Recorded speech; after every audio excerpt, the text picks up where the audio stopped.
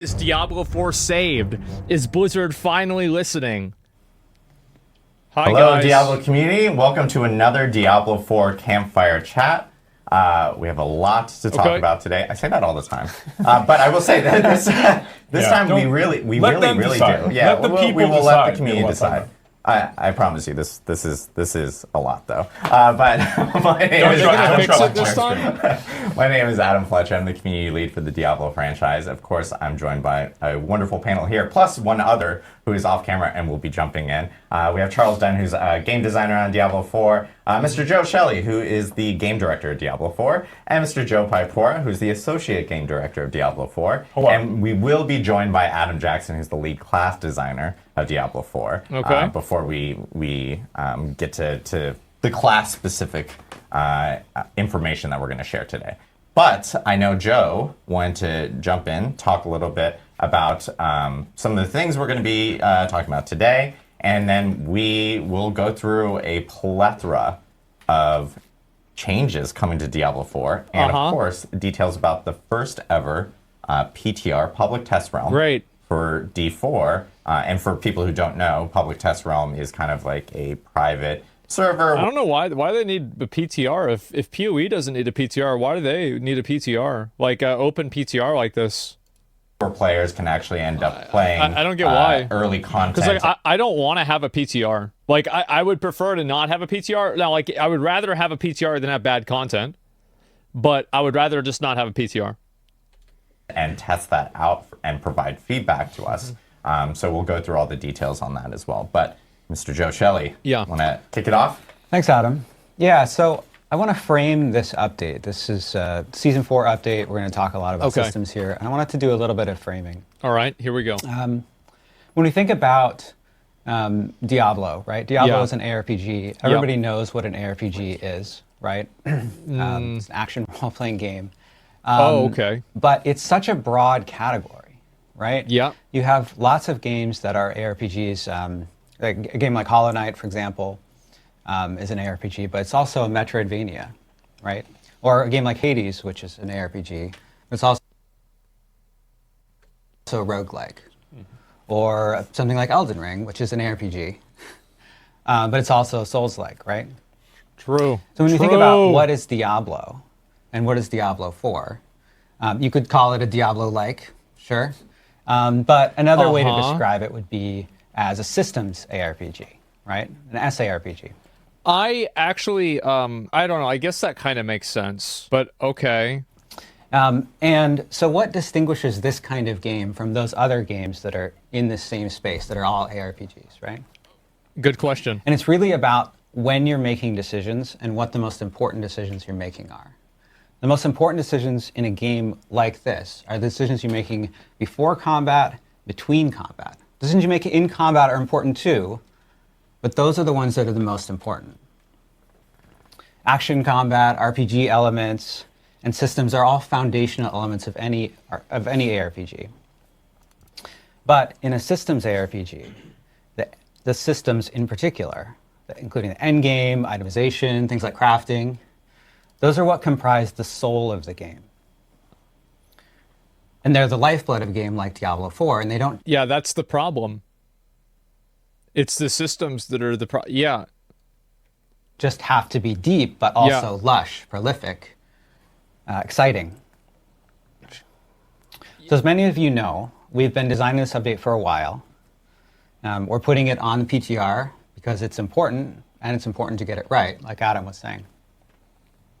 And everything that you'll hear about today is from that S part of the SARPG, the soul of it. Joe, Adam, and Charles are going to take you through the changes, all the changes, in detail. And there are a lot. So sit back, grab a drink, get your React faces ready, and let's do it. Okay. Awesome. Well, appreciate it, Joe. So I know...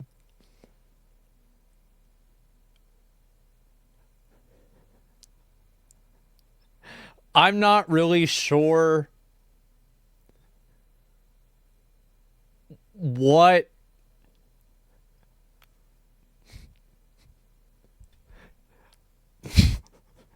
I'm not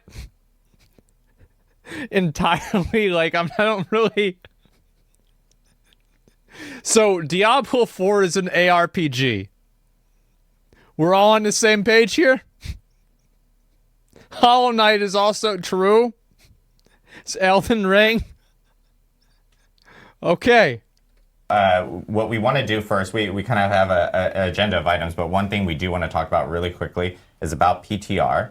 We do want to get some housekeeping notes and what players can expect from PTR, along with the dates for PTR, so when they can actually jump in. So Season 4 PTR is actually going to start on April 2nd, and it's actually going to run for a week through April 9th. So players will be able to jump into PTR and try everything out that we're about to tell you all about here in this stream. Okay. Now, I know April a lot 2nd. of people are probably asking, like, hey, that seems pretty close to the end of Season 3. Is that enough time for you guys to actually react to, you know, No.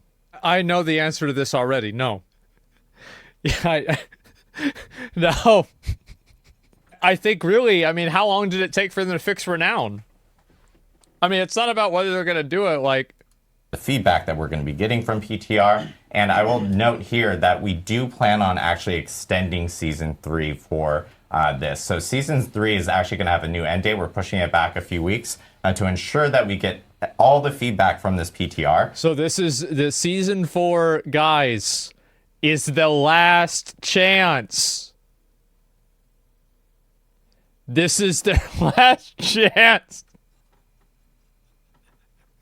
This is their 5th last chance.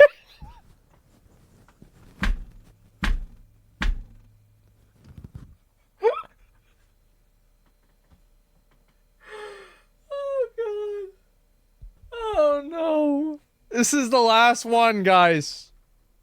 This and is we it. apply it to Season 4 to make sure that all these new system changes that we're doing are right and work for the community based off of everyone's feedback. So Season 3 is now going to end on May 14th. And of course, with that, Season 4 also starts on May 14th. Great. So there are some a few different changes coming on for the schedule. So you'll see that in-game message, which actually notes like when the season is actually ending, change today probably with this new date for players so that, again, we can make sure that we apply all the feedback from PTR, which starts on April 2nd through April 9th.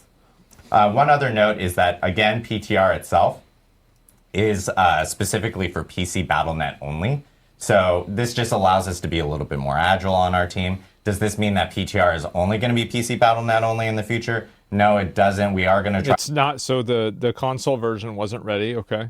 Try to explore other ways of being able to bring PTR when we do have a PTR to players in the future. But for now, this one is PC BattleNet only. So, and we'll have instructions of how to actually get into the public test realm client on Diablo 4 through the PC BattleNet client next week, when we actually have a full blog that will explain kind of all the details of how to do that well before. Am I starting with like a level 1 character? Am I taking my existing characters?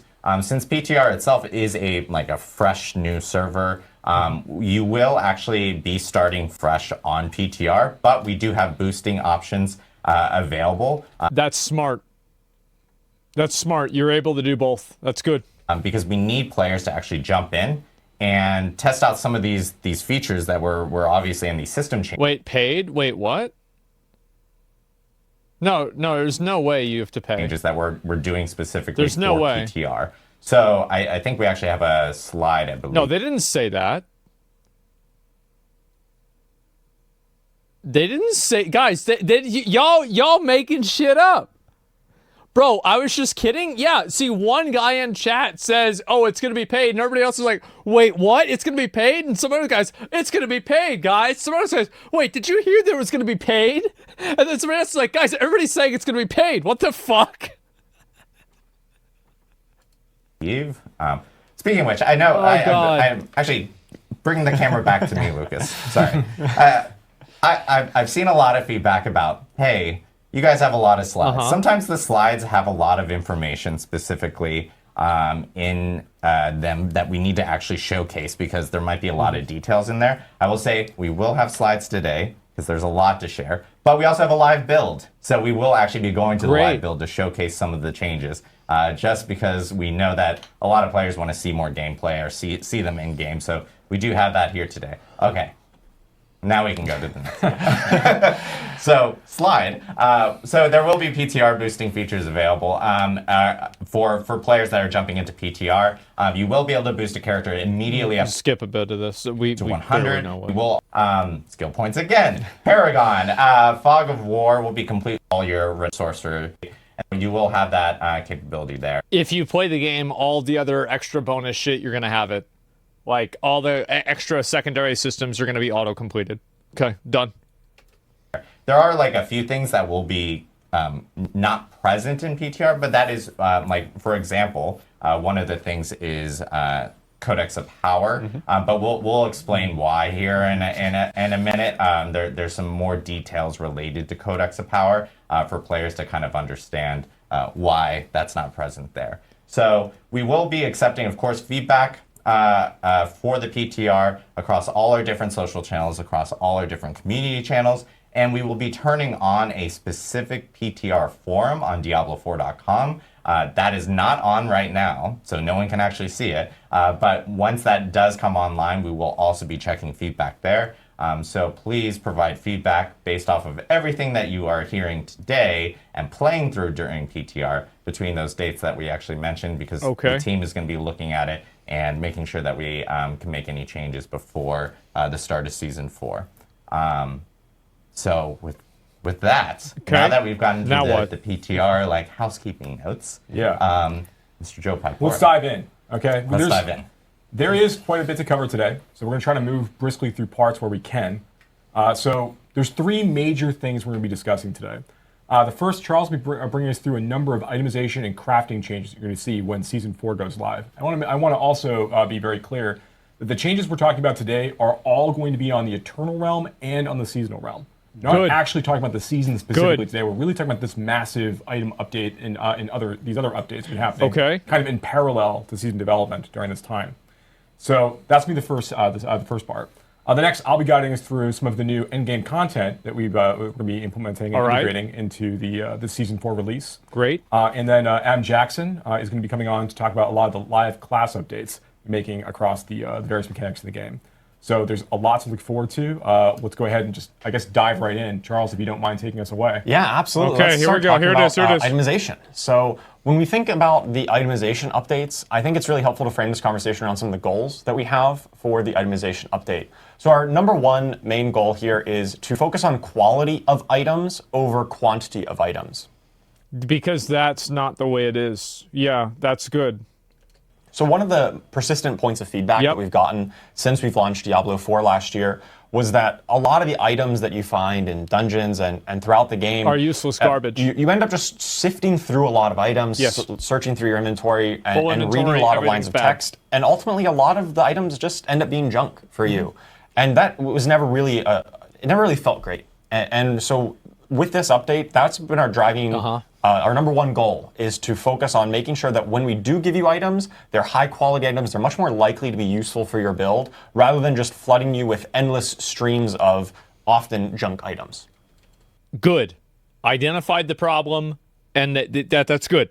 The second goal we have here is that the best items in the game, the really pinnacle ones that you get at the end game, they have a journey associated with them. As I said before, you were kind of sifting through. I am fine with the items having a journey. I am disappointed whenever the item's journey begins at the entrance to a casino. Like, you can't work for anything in the game because I don't know if they are now, but whenever I was playing, nothing was tradable. So you can't, and you can't buy and sell anything because the only trade chat you have is with the 12 people that are in your local instance. So you have to use a Discord. It's full trade now. Okay. Your inventory and looking for these items, but once you found that perfect item, you were pretty much done. It was basically a complete item, and you're already done with the item. You've completed it. We think that the game is a lot more engaging when you have a bit of a journey, an investment, whether it be in time, crafting materials, and you really get to customize and make items your own. and make it feel like this is for me and my build and my character. Yeah, and feel that power progression too. It's so critical to the experience. Yeah. Yeah. And the third goal that we have here is to focus on moments of surprise and delight in the itemization chase. This leads to moments of, hey, I found the item. You get really excited about it. And you just, you have these infrequent moments. It's not going to be all the time, but when you do find it, you're going to know it. You're going to feel it. You're going to be really excited about what just dropped. That's cool. That's a good thing. The problem is that you need to have like a option to be able to get it even if you don't get it though, right? Like a way to work around bad RNG. So with that, we have a number of topics within the itemization update. So the overview here is that we've got updates to existing systems, such as base items updates. We've got a few additional updates that are kind of adjacent to the itemization system. Yeah. We've got some updates to Codex of Power, which we sort of alluded to earlier, and I think those are going to be some really big wins. We also have some new systems being introduced here. We've got Tempering, which is going to be a new customization system. Greater Affixes, which help to provide some chase in the end game. These are going to maybe they could have like a tier. I don't know what would make sense for a Greater Affix. Maybe a tier 6 or a tier 7 affix. Maybe have those only be. Yeah, I think that would make sense. Yeah, only tier 6 and tier 7, yeah. Some of those powerful items, ones that have greater affixes.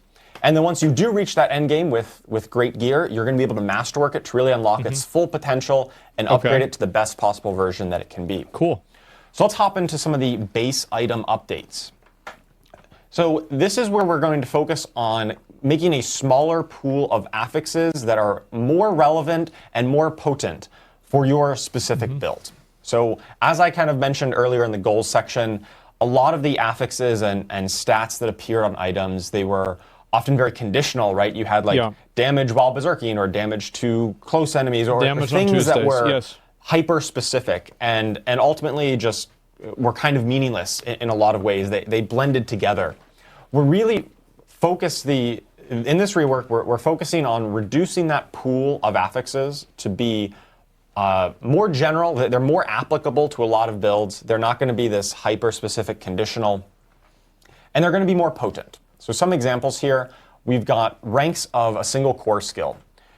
Sometimes on gear, you would find items that have ranks of upheaval, ranks of whirlwind, and ranks of double swing, all on the same item. And almost no build wants all three of those things at once. Right. So we've made it so that, hey, only one of these can appear. That makes just the subset of items that you find much more likely to be relevant for you. And in terms of like being more potent, we're looking at things like in World Tier 3, only sacred items are going to appear. And then once you get into World Tier... It's like after they made this change, it like makes me wonder like why wasn't this always the case? But this is good. I'm glad. For only Ancestral, only those most powerful versions of items will appear. This means you're just getting less junk, right? Sometimes you'd get, sacred items in World Tier 4, and that never felt great because, hey, I'm in World Tier 4, I should be getting the best items now.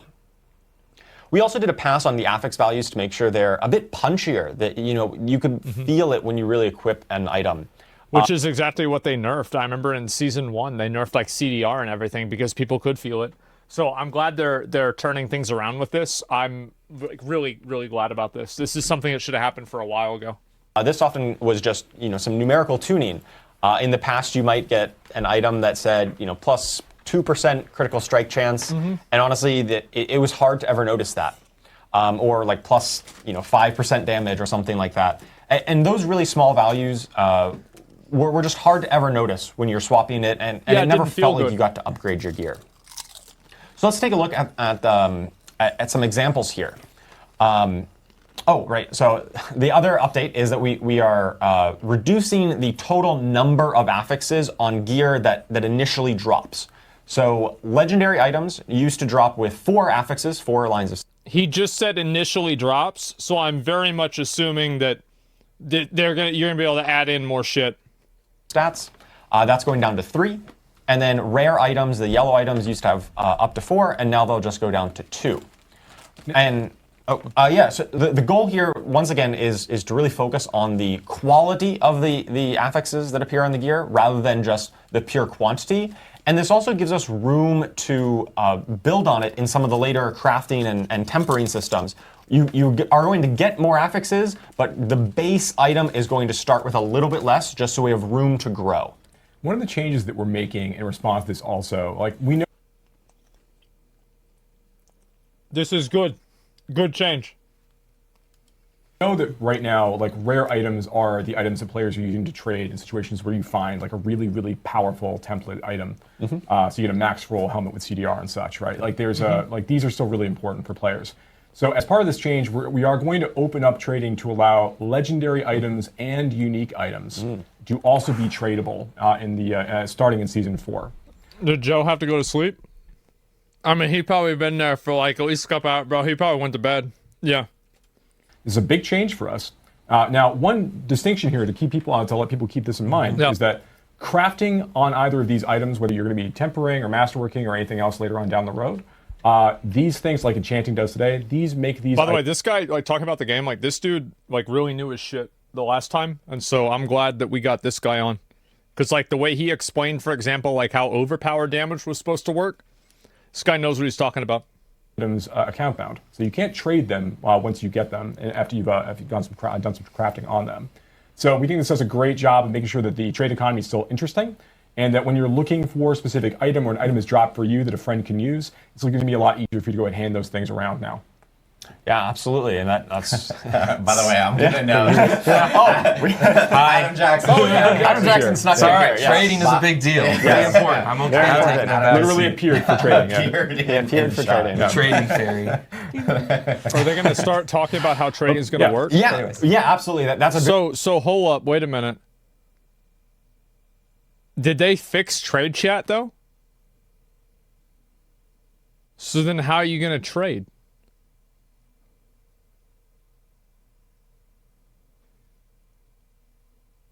There's a Discord? So you gotta join a Discord to trade? You gotta go on a third-party website to fucking trade items? very important note, and I know a lot of people might have saw this and thought, oh, rare items are now, how can I trade?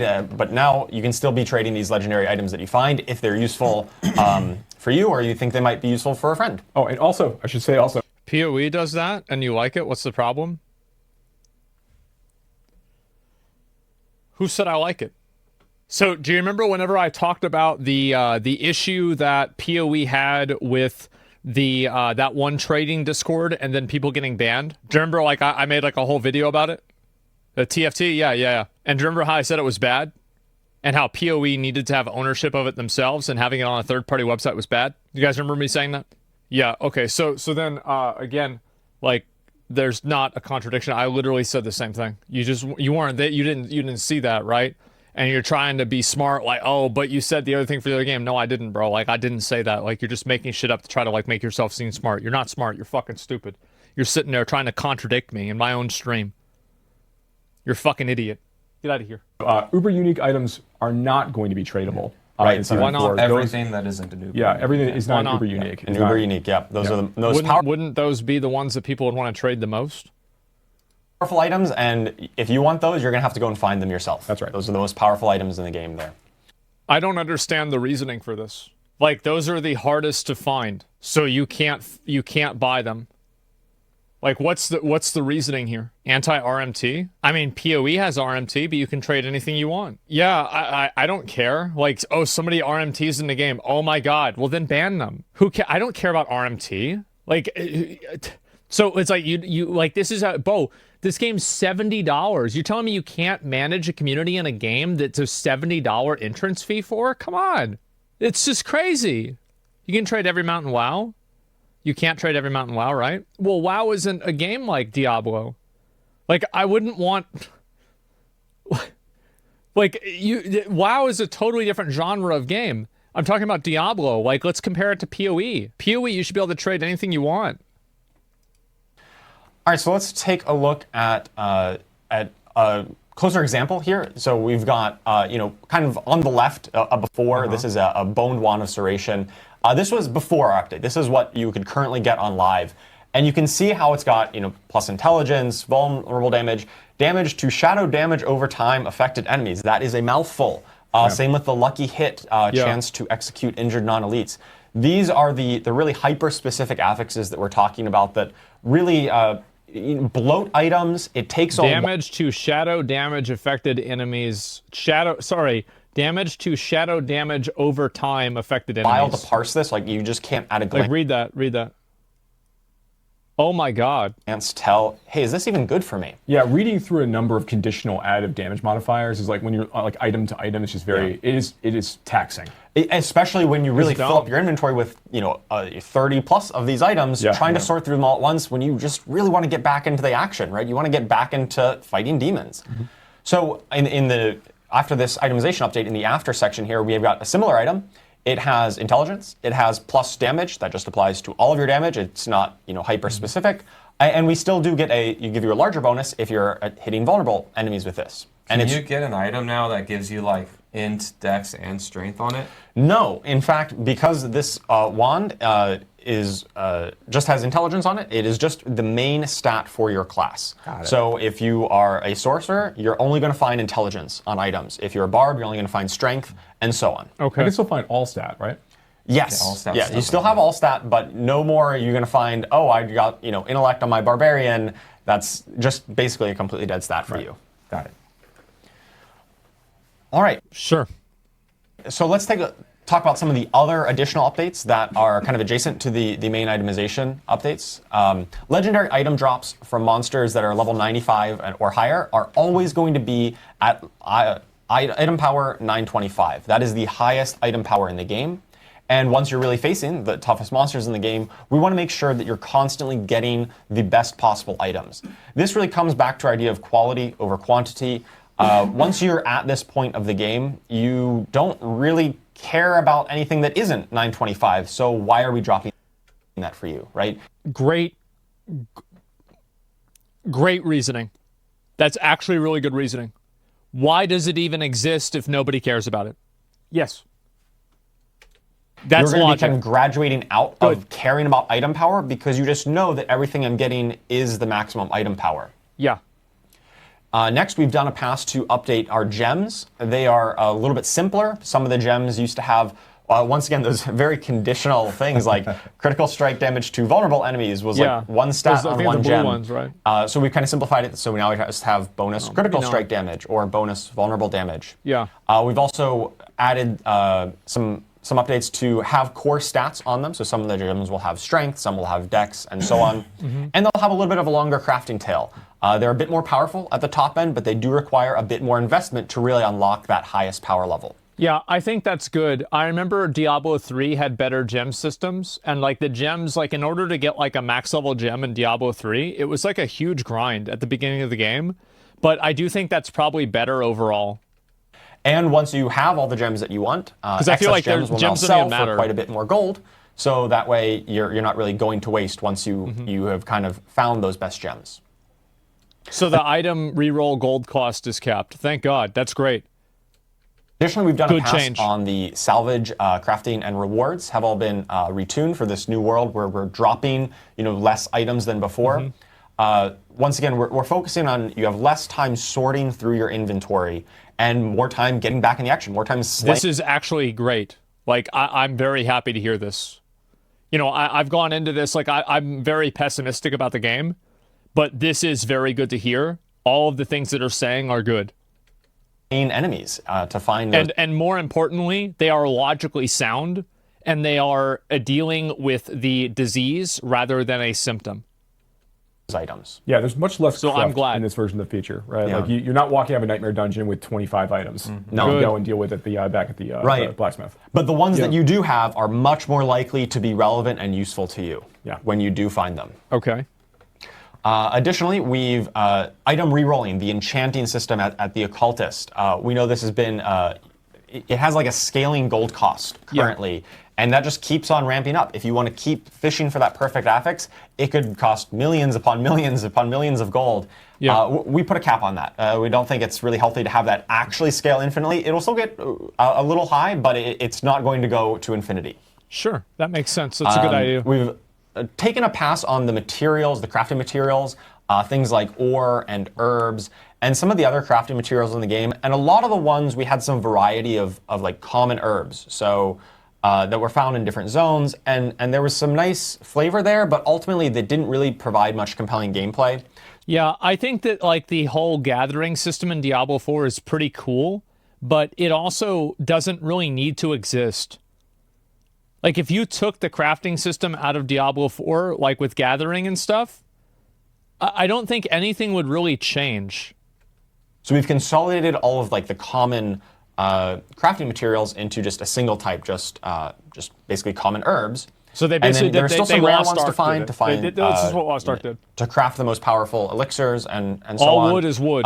But we've simplified that system. Blue wood so is a lot of green wood. Is green a little wood bit is a easier lot and of more normal streamlined. wood. Yeah, we also removed things like there's like a lot of monster parts like pale tongue and things like that are also have been removed as part of this experience. It's gonna make it a lot easier to craft elixirs in this new world. Absolutely. So, you don't have to scroll through that tab so long to see exactly what material you want to craft with. Yeah. Especially when they ultimately just fed towards that same goal. And then the final update we've got is updates to the Forgotten Souls, right? So the late game crafting material that you use for a lot of the enchanting or other crafting systems, we're making them a little bit more accessible. They'll come from Whispers of the Dead caches, and they can also rarely drop globally from any elite in the game. And that's what I want to see, because like I don't want to have to do like secondary content in order to get Forgotten Souls to do rerolls. Like that was really annoying. It's like this content isn't good enough on its own, so we're gonna make you do it. This is a really cool moment. That you kind of have this jackpot moment. It's pretty rare when you kill elites, but there's a moment where you just get like this explosion of loot, and it spits out a ton of the Forgotten Souls or other loot or other crafting materials, and that's so it's like a PoE like that's a really exciting enchanted moment when you encounter it in game. It's pretty rare, but you kind of hit the jackpot when that does happen. And for Forgotten Souls, that can happen outside of Helltide, right? Oh yeah, that can happen on literally any elite in the game. Yep. Good. Also, we're looking at updating our uniques. So unique items are these really build-defining, flashy, unique items, right? They are very powerful. Currently, they're locked behind just World Tier 3 and onward. They're really late game items, and we thought that to really get you into the fun faster, to get your build online. We've made it so that many of our uniques in the game can now start dropping in World Tiers 1 and 2, so you can start getting them earlier on in the experience and really get your build going much quicker. And then once you do get into World Tier 3, then all of the uniques in the game have the potential to start dropping, including Uber uniques, which are typically those very late game chase items. There is a chance that monsters starting at level 55 drop these Uber uniques. It's a pretty small chance. It's very rare, but it's one of those moments that you're going to find, if you're really lucky, you might find. This is great. It's awesome to have lottery drops. It is great to have lottery drops. The issue is whenever you only have lottery drops. And Harlequin's Crest. Yeah, you remember that 55. You'll remember that playthrough for sure. Oh, you definitely will, right? And of course they'll drop. I was gonna say, kind of going back to our goals of itemization update in general, is that like at any time something really exciting can happen, right? That's the main impetus for doing this, is that even early on in the game you can get the main thing that you're looking for. It's going to be very rare, not very common, but it's possible. And even some of our other updates coming that you're going to explain is kind of going along that vein, right? Absolutely, yeah. We want you to have the chance to really have that high roll moment, a really exciting moment when you find that awesome loot. Yeah, sure. So that covers the additional updates. We've got Staff of Jordan and WoW. To talk about the Codex of Power. Right, so the Codex of Power is a system that has been in the game since launch. And we're making a big update here where now all legendary aspects in the game will start appearing in the Codex of Power. Every single one. Previously it was just a small subset. And I believe we even have some in-game footage that we can talk and go through an example of what this looks like. Yeah, we'll jump over to that. We have behind the scenes, we actually have Ruben, aka Bloodshed, former content creator, now part of the Blizzard team here on Diablo. He's actually driving us through our build here, but he will be driving through all our little demos that we have today. So awesome. Yeah, so you can see in our inventory right now. I hope that you're able, like, I don't know if they're going to say this yet. I probably shouldn't be pausing right now, but I'm doing it. I want it to be able to, whenever you get a legendary affix that's better than what's in the codex, you can upgrade the baseline of the codex. Now we've got Edgemaster's Siege Bow.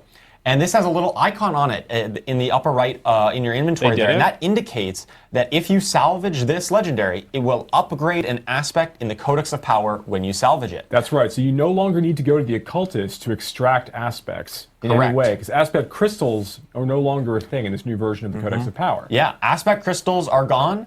It's just when you salvage the legendary, it will upgrade it. So we salvage it, we can see that Edgemaster's aspect has been upgraded in the Codex of Power.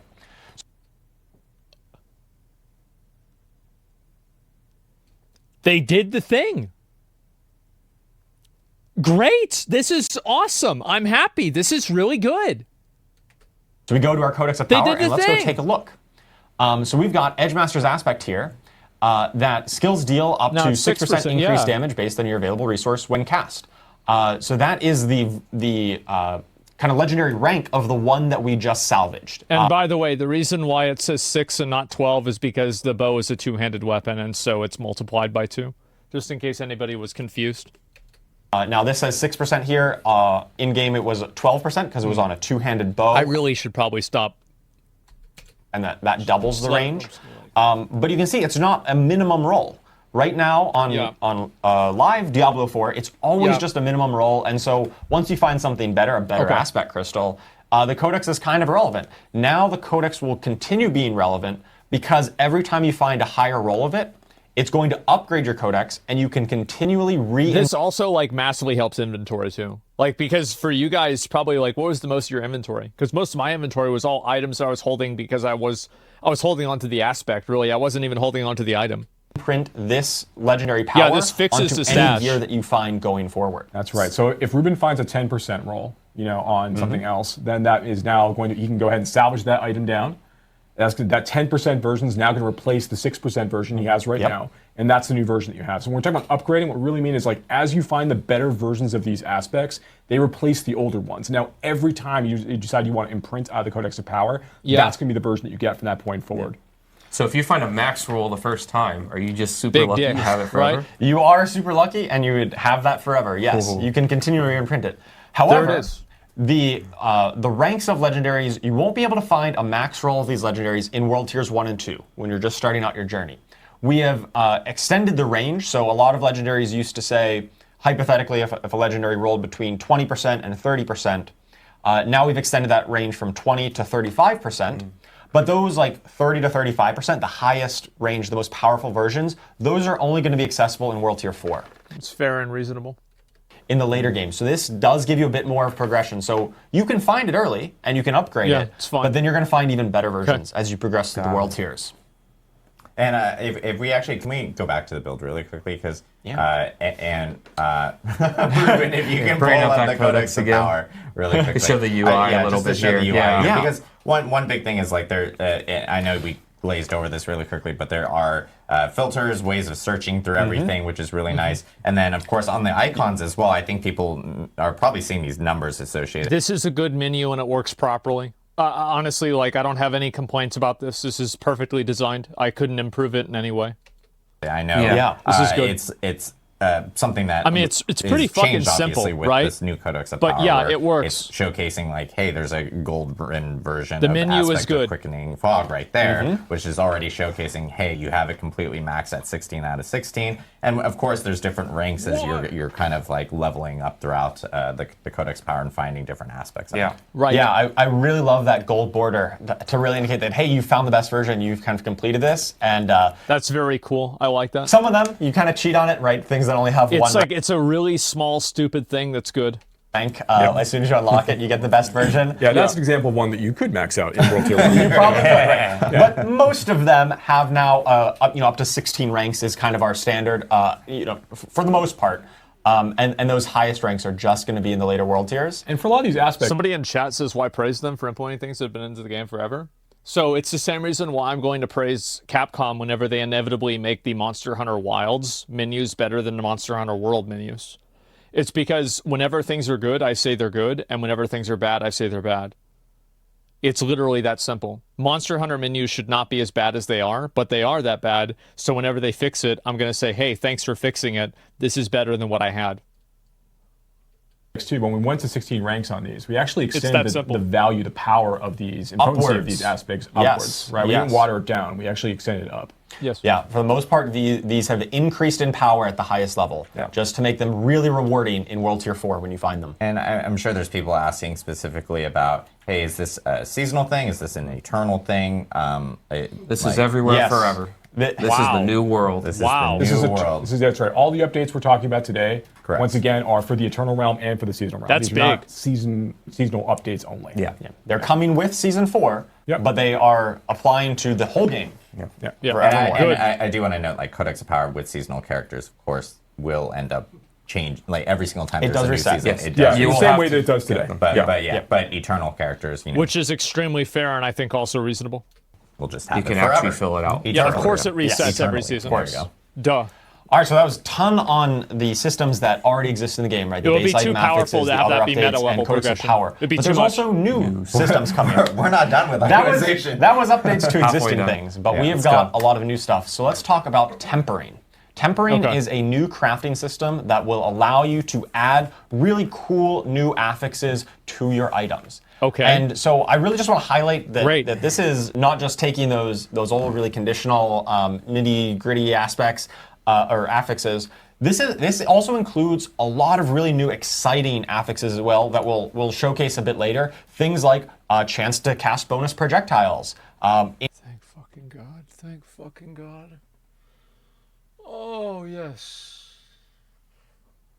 Oh my God, bro. Finally.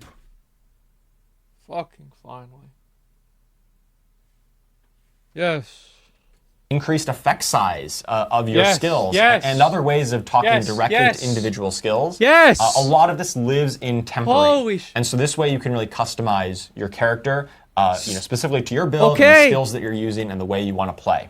This is good. So you might be asking, well, how Guys, they finally played the game. do we temper? We've got the game being Last Epoch. Tempering manuals. So these are manuals that are going to drop from most content in the game. This isn't something you need to go target farm. You're just going to find these as you're playing.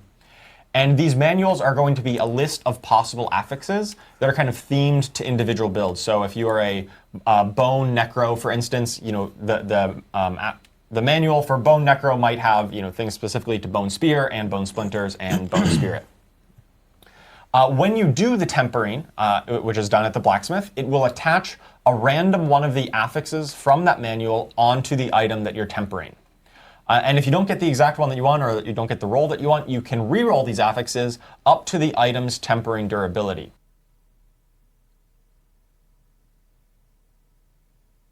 Uh-huh.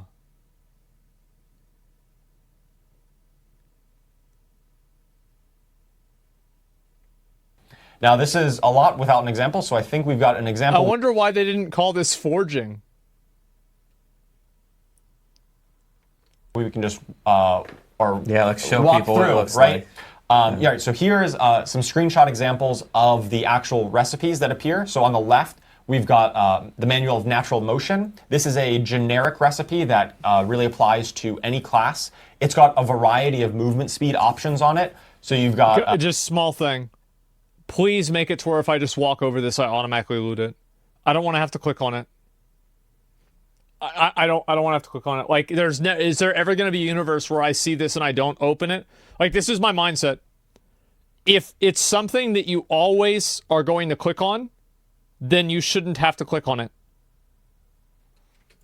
You might just attach movement speed to your gear. Unless it's like maybe big you get items, a higher value of movement speed, but only after you kill an elite. Oh, that's not until season 5. Okay, got it. We have the option to reduce your evade cooldown or give you mobility skill cooldown reduction. We've tagged a lot of skills in the game with mobility tag when things like teleport or charge. Sure.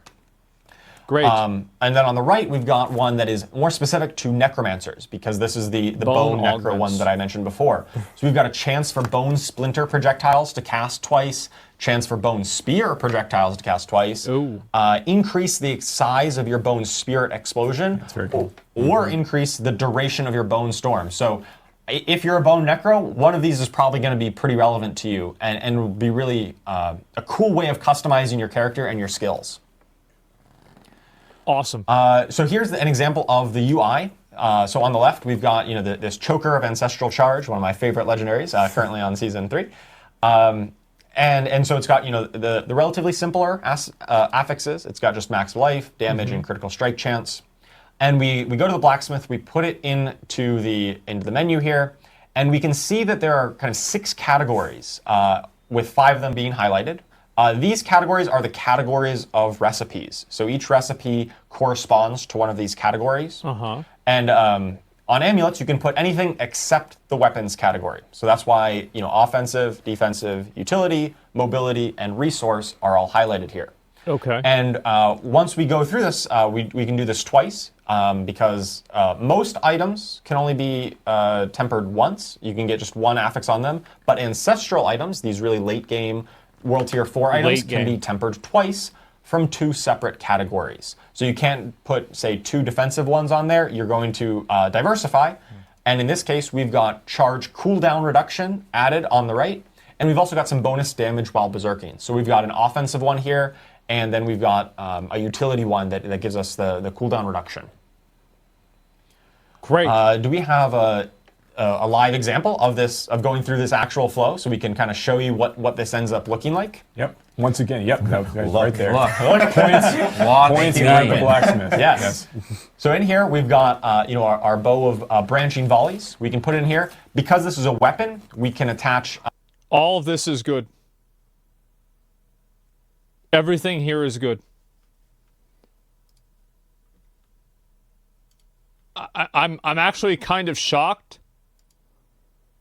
Well, am I really? See, Blizzard is finally doing what Blizzard does best. Letting some other smaller company take the risk and then stealing it and then adding it into their game instead. Thank God. Thank God. This is all I've wanted you to do. Yeah, we don't need a new codec. Just fucking. You see how they did it? Just do. Yeah, go take it. Go take it. Put it in our game. Easy. Ones from the offensive category, and so here's all the examples. We've got 5 different recipes that we've unlocked here, depending on how we want to build our character. So if we want to do, say, marksman skills to put on there, we can do marksman finesse, and this will give us either bonus marksman damage. Why don't we just temper it and see what it looks like? So we get this flashy animation that comes in, Great. and we get to see, Small thing, I think the animation is great. I like it. We added 29% marksman damage. Right? Actually worked out quite nicely. I think that there should be an effect that comes out from the outside of this, and the higher the roll is inside of the window of rolling potential, like between 10 and 20%, there should be a larger spell effect that happens based off of the size of that. If they can program that in. Like, this is basically a gacha system, right? And so you want to make it like it's a gamble. Like go watch Stake for a while, or go watch Kick for a while, go watch Train or XQC. Watch them do it, and you want to take the same thing, because that shit works. Yeah, that's awesome. So not scripted, by the way. Definitely not scripted. So yeah, actually it wasn't. But it actually was. You were actually lucky, but you're in the grips of you RNG. want the dopamine to hit One thing I want to call out also while we're looking at this is that maybe have if you hit the main one, just have 3 7s appear in the middle of the screen, and have money everywhere. We are in the season 4 update, or this PTR update that we're talking about right now. This is our first PTR update. There's a lot of changes we have going in. And there's some things that are going to be are kind of in the middle of being polished now, or kind of getting wrapped up for some things in dev. So there's going to be some things that players will see on the PTR. They're going to feel like, oh, this is not quite like what I expect. Or there's they might find bugs and things. Yep. That's kind of the nature of the PTR experience. Yeah. We want you to report those, like Adam called out a little bit earlier, and get your feedback on the experience. Yeah, that's actually a really good reminder, because I think a lot of people haven't experienced PTR, especially if you're kind of new to Diablo and you do jump in. PTRs will have bugs. It is an early look at the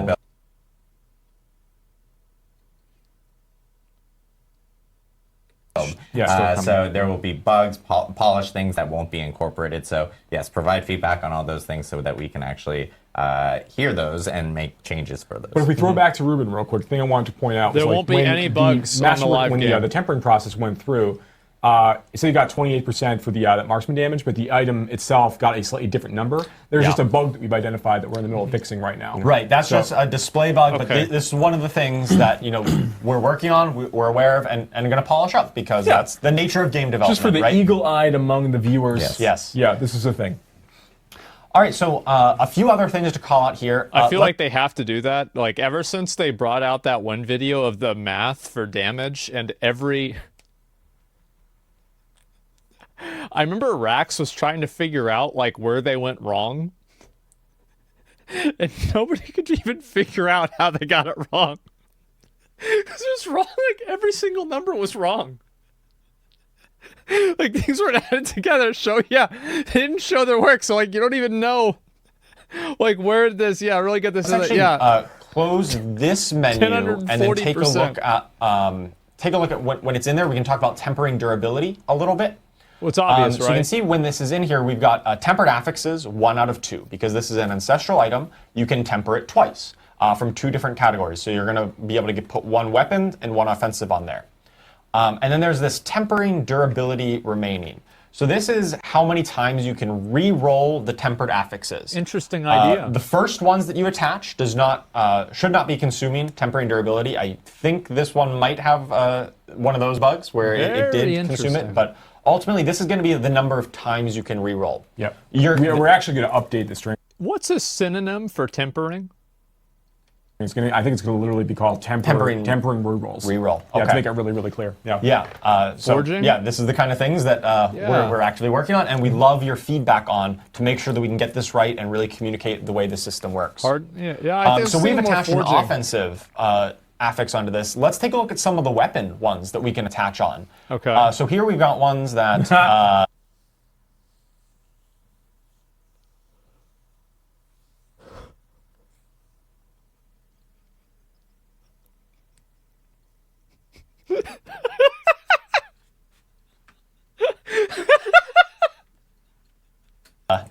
Not great. Live build. Yeah, live build indeed. Live build. Well, so we can talk through what would have happened there. Yeah. Right, so when you would attach the weapon category, those are often the ones that are the more, I would say more interesting, right? The bonus projectiles, the bonus effect size. Yeah, that was the weapon category that had a chance to create different, like multiple bone splinters, or attach twice rather. Yeah, that's in the weapon category. So there we would attach one of those. Maybe we'd get a chance for rapid fire projectiles to fire an extra time. And then when we do that, maybe, we actually want to play a penetrating shot build, right? Maybe rapid fire is not that great. We could consume one of the tempering durabilities to re-roll that and try to get that bonus rapid fire projectile ones I played the other game. Yeah, At least people now believe it's live. Do people still think we weren't doing it live? Looking at it. But yeah, I know we're getting the build back up here and everything. But there's a lot of really cool new affixes in general inside. It would be really funny if they accidentally said forging potential, wouldn't it be? It'd be fucking hilarious. I wonder if they had all right, guys, listen, temper. Guys, say it, temper, please. Tempering system. I know that I've been playing a lot of Season 4 on our dev build, and I'm playing a Barbarian right now, and I've been playing a lot with Dust Devils, which I know we'll talk maybe a little bit more about we're later. We're going to talk about Dust Devils. But there's opportunities to spawn, instead of spawning one Dust Devil, you'll spawn multiple Dust Devils. There's Dust Devil size. There's a lot of really, and duration. There's a lot of really neat new things to play with to build upon. This is good. Everything that he's saying here is good. Play styles, which I think is really fun. Yeah. That's really the goal of tempering is customization and really cool new ways of building your character. That's not just plus damage. There is still some bonus damage as you still need to in order to actually do damage. But there's a lot of ways you can customize your skills and make it really your own.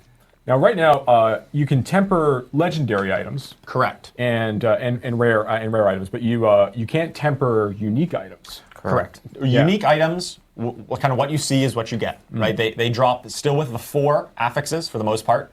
those are going to be unchanged. You won't be able to temper onto them.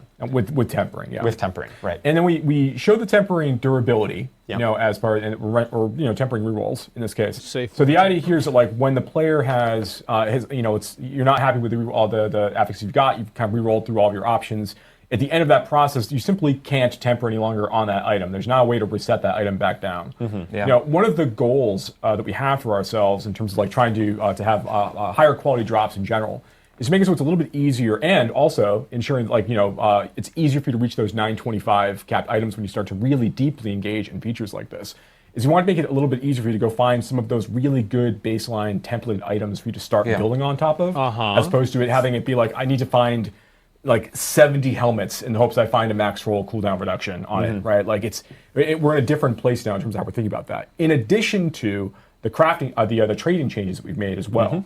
I want to make it a little bit easier for you to find some of these things, between it being a lot easier to have drops that are relevant for you appear when you're doing various types of content, but also that if you're playing with friends, there's opportunities for you to maybe trade some things around at the same time. Yeah, I think you make a really good point about finding really strong base items to build off of. And that So Diablo 2 has a group finder, is that right?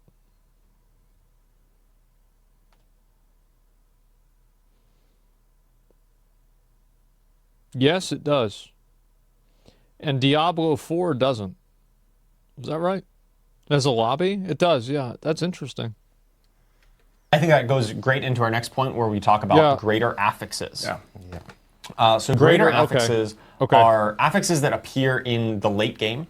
They are more powerful versions of the normal affixes. So they come at a 1.5x multiplier on the affixes max roll. So let's say a hypothetical affix might come between like 50 to 100 of a stat. If it rolls greater, then you actually get 150 of that stat instead. Instead of the roll, it always comes in at max. So it comes in at that 150 mark. So it's like a primal ancient. These are really exciting drops when you get into the late game. They're going to be immediately obvious whenever they drop on the ground. They're going to have a little change to the UI, so you can see it right away and you know, hey, that one has greater affixes on it. And that's going to be ones that you're really going to want to pick up and make sure that you take a look at, and then you really want to build off of, because they're some of the strongest affixes in the game. I think we've got an example here. And one other note, these, as I mentioned, they're late game. They only appear on Ancestral Legendary items and Ancestral Uniques. You gotta give a different color. Give it a red color. You make it red. Make it red, bro. Like, because there's so many oranges. Like, it's not special at this point. Like, you gotta make it like red. Make it purple. Yeah, make it purple. Be a good. Yeah, I think purple will be a great color. Yeah, make it purple. Dropping in World Tier 4. That's smart. I think we can zoom in on the top one here, where we can see we've got a little like some Roman numerals at the end of it. 2. That indicates that this pair of gloves has 2 greater affixes on it. Oh wow! And when you actually go and pick it up, we can take a look at the tooltip of the item itself, and we can see that intelligence here is highlighted, empowered, and so is critical strike damage. Big deal. And these roll at the max roll, and I think we've got comparison kind of between. A standard version. So on the left is a non-greater version of a dagger. You've got, say, 74 dexterity, and maybe it rolled between 70 and 84. But on the right, we've got a greater version of dexterity, and that's going to always give you 126, which is 1 point. I know you guys can't see, but basically what they're showing is that the number is bigger whenever it's the greater affix, and it's not as big whenever it's not the greater affix. 5 times the 84. Yeah. Same with the critical strike damage down at the bottom. That's how so if you find the dagger on the right, that's a really good one. I mean, not only do you have 2 greater affixes, the you also number will max be bigger, and so it'll do more damage. That is a great base item to start building through the tempering system on. Thing we've got. I'm gonna be honest. Like at this point, I'm sold. I think I'm gonna play the next season. I actually think this looks really good. Yeah, I'm sold. This is great.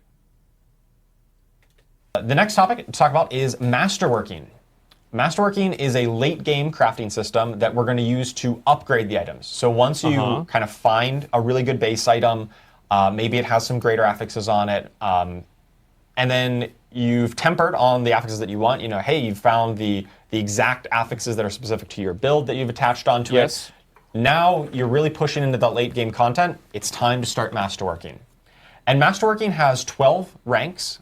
where you can upgrade the current affixes on your gear. So this isn't going to change any of the affixes like enchanting or like tempering does. This is just going to take the current ones and then upgrade them through 12 ranks. This is kind of like the old gear upgrade, right? Similar, yes.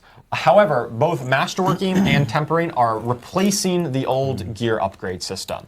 The previous system, you just kind of upgraded the item power and the values went up by a bit. These two systems replace that, and now you're going to be able to customize them and then masterwork. This is from Honkai Star Rail. This is a gotcha mechanic. This is the way relics work in Star Rail. Oh! I just realized it. But it's 15. It's 15 in Star Rail. Oh my god. It's significantly more powerful on the Genshin 2? Yeah, I just played Star Rail. That's the one I know. Compared to item upgrade, yeah. Absolutely. So the 12 ranks of masterworking, as opposed to the 5 of the old system, most of the ranks are going to increase all of your affixes on the gear by a small amount. But then every 4 ranks, so rank 4, 8, and 12, are going to upgrade a single affix by a large amount. So here's an example. The ring on the left is rank 2 masterworking. You can see that right up there by the item power. It says masterworking 2 out of 12. Let's focus in on like the maximum life affix there. So on the left at rank 2, you see we've got 880 bonus maximum life. And so we take it, we masterwork it up to rank 3, and then that will upgrade that to 920 maximum life. So a little bit of an improvement. But then once we hit rank 4, we actually get a much larger increase in maximum life. It goes from 920 all the way up to 1,120. While the other affixes on the gear stay static because they didn't roll randomly because we're only hitting 1. To Joe's point earlier about we still have some in development. This is in development content. It's not final, as the watermark says. The tempered affixes at the bottom, the Golem active cooldown reduction and the Bone critical strike damage, those also would be being upgraded and are eligible to have this larger bonus. But in this particular screenshot example, those numbers didn't change, but they will change in the final, and there's a chance. So if there's 4 possible outcomes, I think what they should do is that they should make, can the same one roll twice? Also get affected, yeah. Yeah, they will be included just like all of the rest of them. But yeah, so as you go through it, you're going to get kind of 3 of these effects at rank 4, 8, and 12, and they can all go on the same one.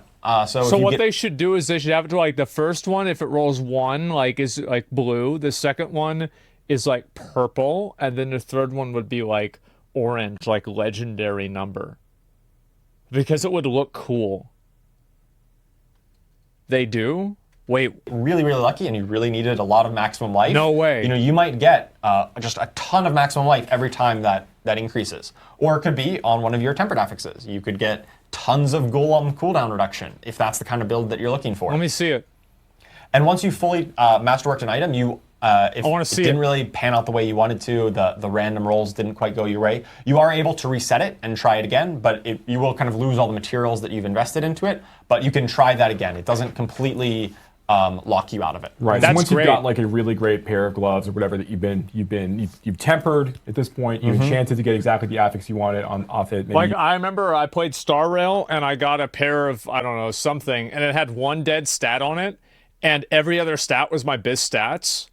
And like the 1 dead stat was actually just replacing like kind of a mediocre stat. And I immediately plus 15'd it, which is the max. And so I full invested into this one item. And that one stat that I didn't want.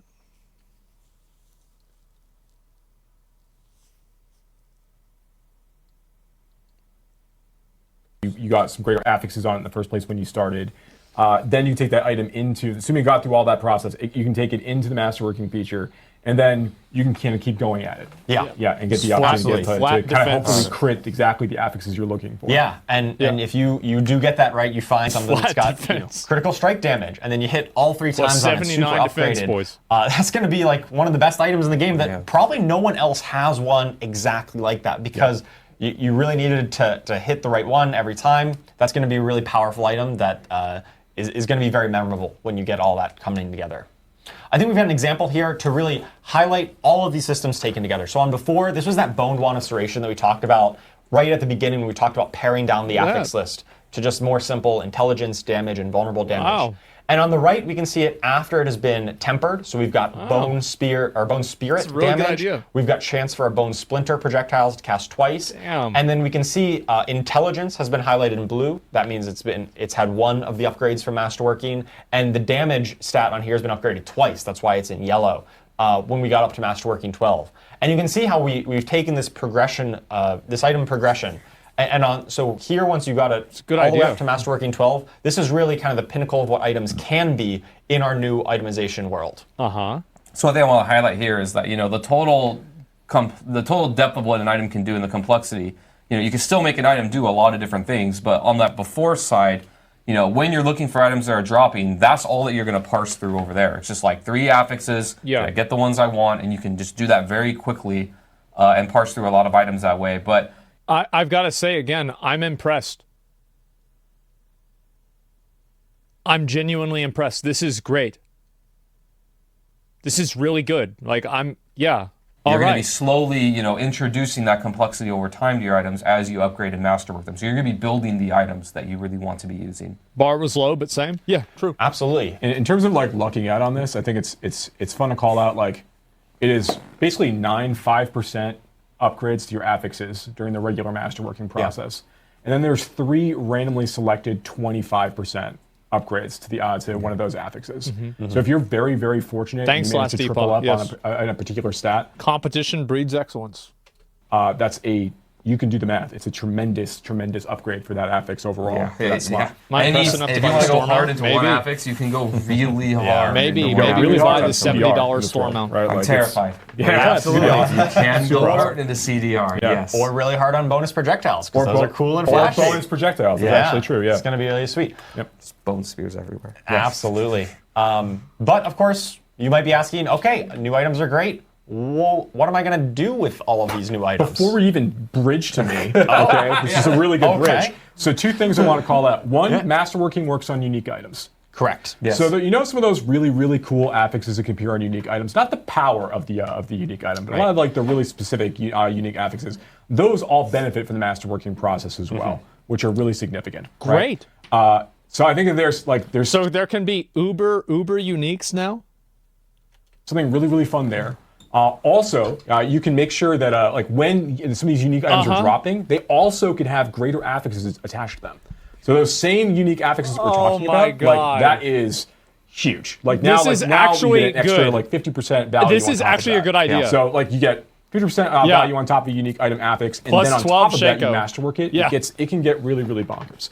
So there's a good chase involved in this. But like even allowing for like player trading and everything else, there's still like lots of really exciting stuff for players to find. Yeah, and the other thing you cast a level I've seen 30 a spell, bit of your game crashes. Well, is like a lot of people are going like, hey, when are we actually able to experience this? PTR. PTR. Well, first PTR, and also at the same time, this is something that does start immediately with season 4 when it begins. Yes. This is all the all the itemization changes will start with the start of season 4. Because I know a lot of people were questioning because they're going like, well, we had heard Gauntlet in the past, and then Gauntlet actually started mid-season. The itemization changes and all the changes you're hearing today will start at right at the beginning of season 4, which is on May 14th. PTR being on April 2nd. So. There's a couple other things I also want to say. So probably May 21st it comes out. Oh, do you? Oh, no, you go first. You go first. All right, well, I'll clarify something because I know it's going to be a lot of questions that people have on greater affixes. Yes. So greater affixes, the way that you get them is you can only get them from things that drop. So you're actually looking for that moment when you kill the mob, kill the enemy, the loot. That's such a good idea.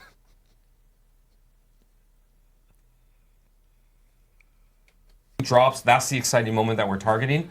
Enchanting is still going to exist. You can still enchant your affixes like normal on those 3 ones that drop. You cannot enchant into a greater affix. You can enchant out of a greater affix. So if you choose to, if you've got like a 1 greater affix item, you can enchant that greater affix to something else, but it won't change to another greater, and you can't change anything into a greater. It's all about killing monsters, finding that moment that is really exciting when the item drops, seeing if that works for you. Good. So I just wanted to clarify that on how enchanting works and kind of what we're going for. Yeah, absolutely. Focusing on the drop, the moment The of drop excitement. is the moment of excitement that we're going for there.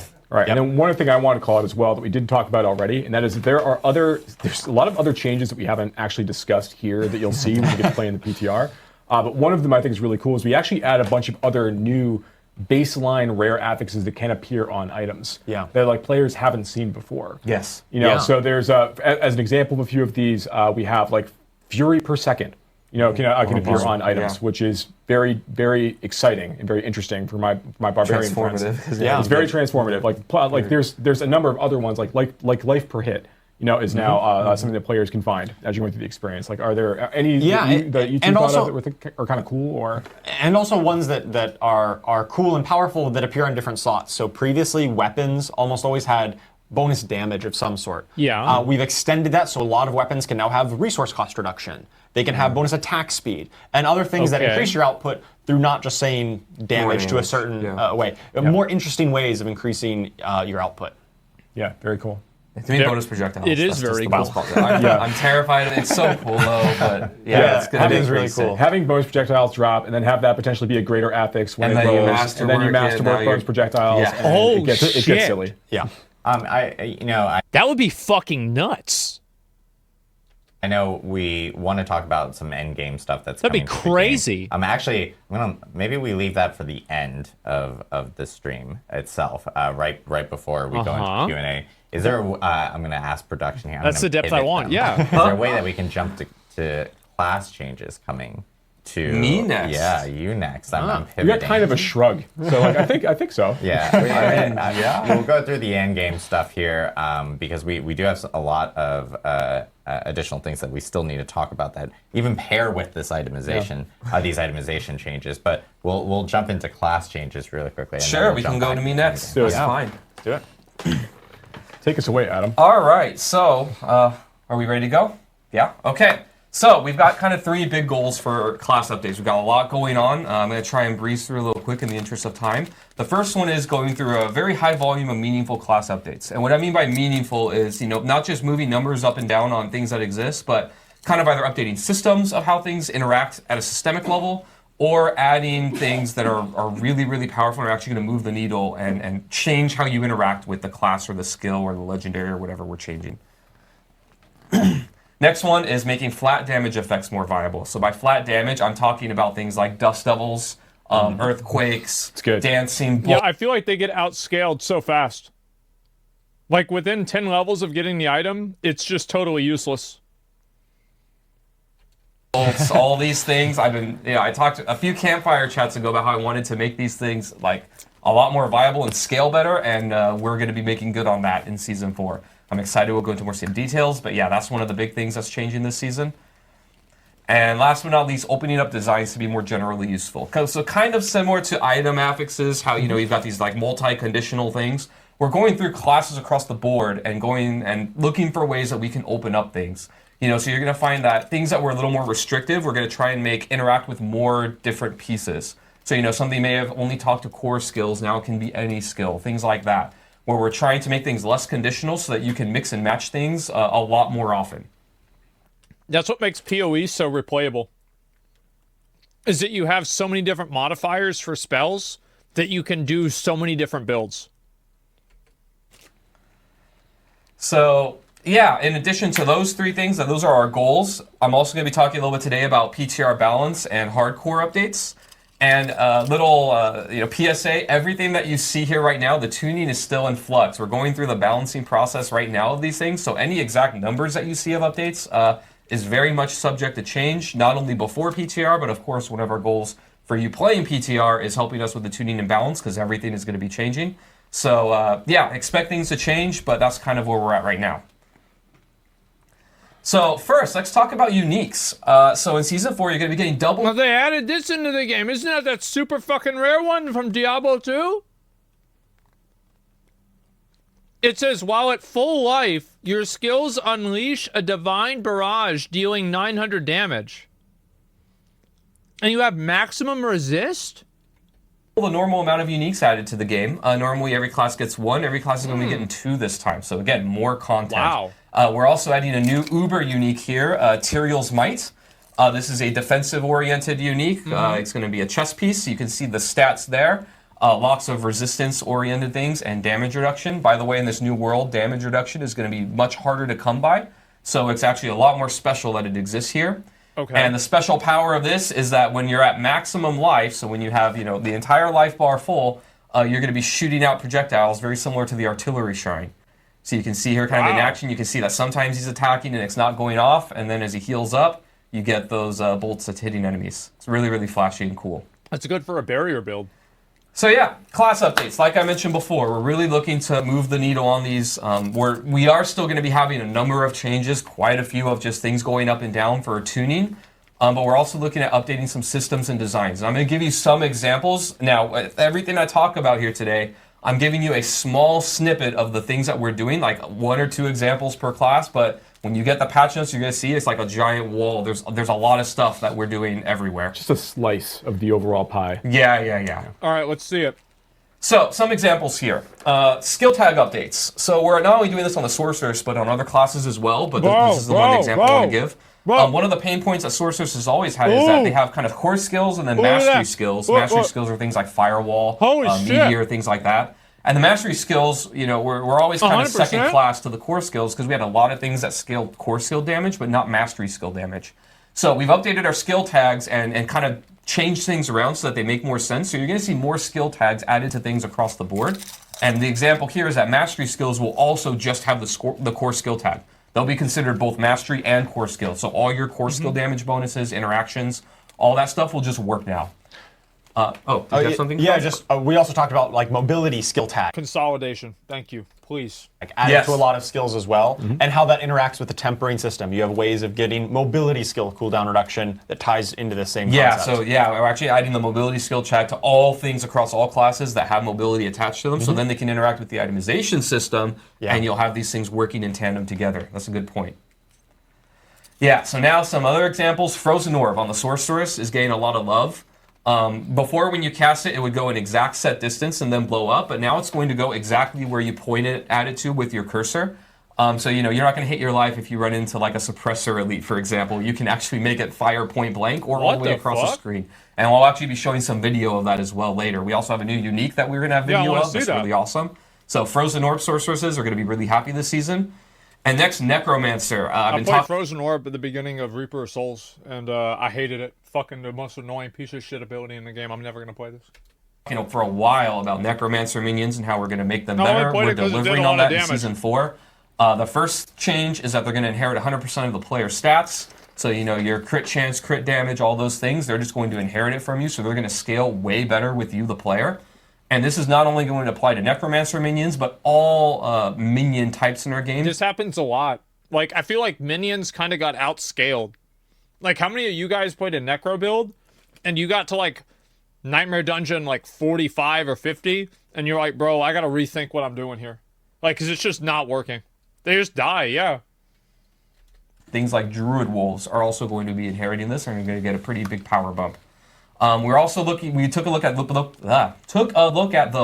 of the Dead, and basically revamped everything. All the upgrades almost are getting some type of either number or big functionality change, and I'm going to be going through some examples there. But it's just going to be a lot more punchy. We're not only looking for effectiveness here, like making things stronger, but we also like the rule of cool, where the things that are awesome and look cool and are visual are going to stand out more, and so we're trying to do that as much as we can. Great. So next, let's talk about game balance. Good. As I kind of alluded to earlier, the landscape of everything is changing pretty drastically, right? Itemization is going to be changing a lot of how player power works and how things work in the game. We've got a lot of class updates that are going to be changing how things are. You can expect a pretty big shakeup of like just how all the different classes and builds perform. Like, it's going to be a brave new world, really, here. But normally we promised a while back that we're going to do lists of everything that's perceived as a nerf. I'm not going to be going through every single thing today. You'll be able to see everything in the patch notes on the PTR, and that's mostly in the interest of time, just because there's so much change that's happening. But I am going to give you, a snippet to do good on that promise of kind of how the game is now, and some things that you can expect that are going to be lower in power in the future. So some examples here. Generally, Tybalt's Will, everyone's favorite pants, right? And not only is it really good because the effect is good, but also it's damage on pants, which makes it really, really good. Yeah. That damage amount is being reduced. Same with Banished Lord's Talesman. Both of these uniques are insanely powerful. They're still going to be... You don't want to have a situation where everybody uses the same thing every single time, because whenever you have that, like, there's no longer a decision. Everybody's just playing the exact same thing. It's boring. Really good after this, but the damage is just being lowered so that other things can be competitive. Next, the Barbarian, everybody's favorite charging class. First thing that we're doing is, many of you may not know this, but when we launched the game, we actually gave them 10% inherent damage reduction. This was in Diablo 3 too. This one and I think another class had it too. I forgot which one's Monk, maybe? Back when melee classes in general and the Barbarian were having trouble in the early game. Our game balance has changed radically since then, and we don't feel like they really need this anymore. And we don't want them to have an inherent advantage over all the other classes in the game anymore. So that's going to be removed. And even like I mentioned before when Charles was talking, damage reduction in general is going to be much more rare and special. You're not just going to find it on any defensive stat. When you see it, it's going to be something that you're going to really value because it's hard to come by. And we also think Barbarians are still going to be really good in this regard because their skill tree has a lot of it. Their skills like Challenging Shout have it. So I think that they're going to be fine, but we're just removing this extra part. Also, we're reducing the effectiveness of Charge, Hammer of the Ancients, and Unbridled Rage. All three of these things have been incredibly... That's good. Everybody only used these abilities, basically. Like, yeah, everybody only used these abilities. Like, why even have any other abilities? Like, this is a smart idea. Powerful. Some things like Unbridled Rage have kind of been stamping out competing things for a long time just because it's so good. Our goal here is not to remove these from the game or make these builds not viable at all. They're going to be reduced, but I still think they're going to be really powerful and effective. And next, we're going to go over to the Sorcerer. We got a couple bug fixes here. We have more bug fixes than this, but this is just some that I wanted to call out. The first one, we had one where the evade cooldown reduction... Is me eating chips annoying? Because if it is, I'll stop. I don't know if you guys can hear it. Affix was triggering off of unstable currents casts. And so what this basically meant was you equip those boots to have evade cooldown reduction, and then you use unstable currents, and you had like infinite uptime on teleport evades, which made you just teleport around forever. This has been fixed, so now... I think that gameplay sucks. Like, Diablo 2 had that. It's one of the reasons why I never wanted to play it. Is I just saw the way that like people are just teleporting around in the game. I'm like, this sucks. It's just bad gameplay. It's only going to work with intentional casts now, as it was intended to. And the next one is Isu's Ferocity. This is a key passive on the Sorcerer that used to apply its critical strike damage to all damage types, but it was the fire key passive. Now it's only going to apply to fire damage as it was intended to. Okay. And again, this is just a snippet of everything, but there's going to be a lot more stuff. And again, like, everything you know is basically going to change because of how many things are being updated in the game. So I wouldn't worry too much about any specific build. All right, so now let's get to the fun part, class updates. So I'm going to be going through all the different classes here and just showing like 1 to 2 examples of kind of the ideas of things that we're changing. Again, lots more than what you're going to see, but kind of giving you an idea of what to expect in the direction that we're going here. So first we'll start with the Barbarian. So I like Dust Devils. I've liked them for a long time, and not just things like Dust Devils, but all those types of extra affixes that spawn things. So here's an example of Wind Slasher. This is a legendary that we updated. So it's the Double Swing legendary that spawns Dust Devils. Before it was you would cast Double Swing twice, and you like go in and out and in and out, and every other time you'd make a Dust Devil, right? Pretty cool. We're updating this now, so every single time that you cast Double Swing, it does a Dust Devil. And instead of every other time spawning 1, every other time spawns 3.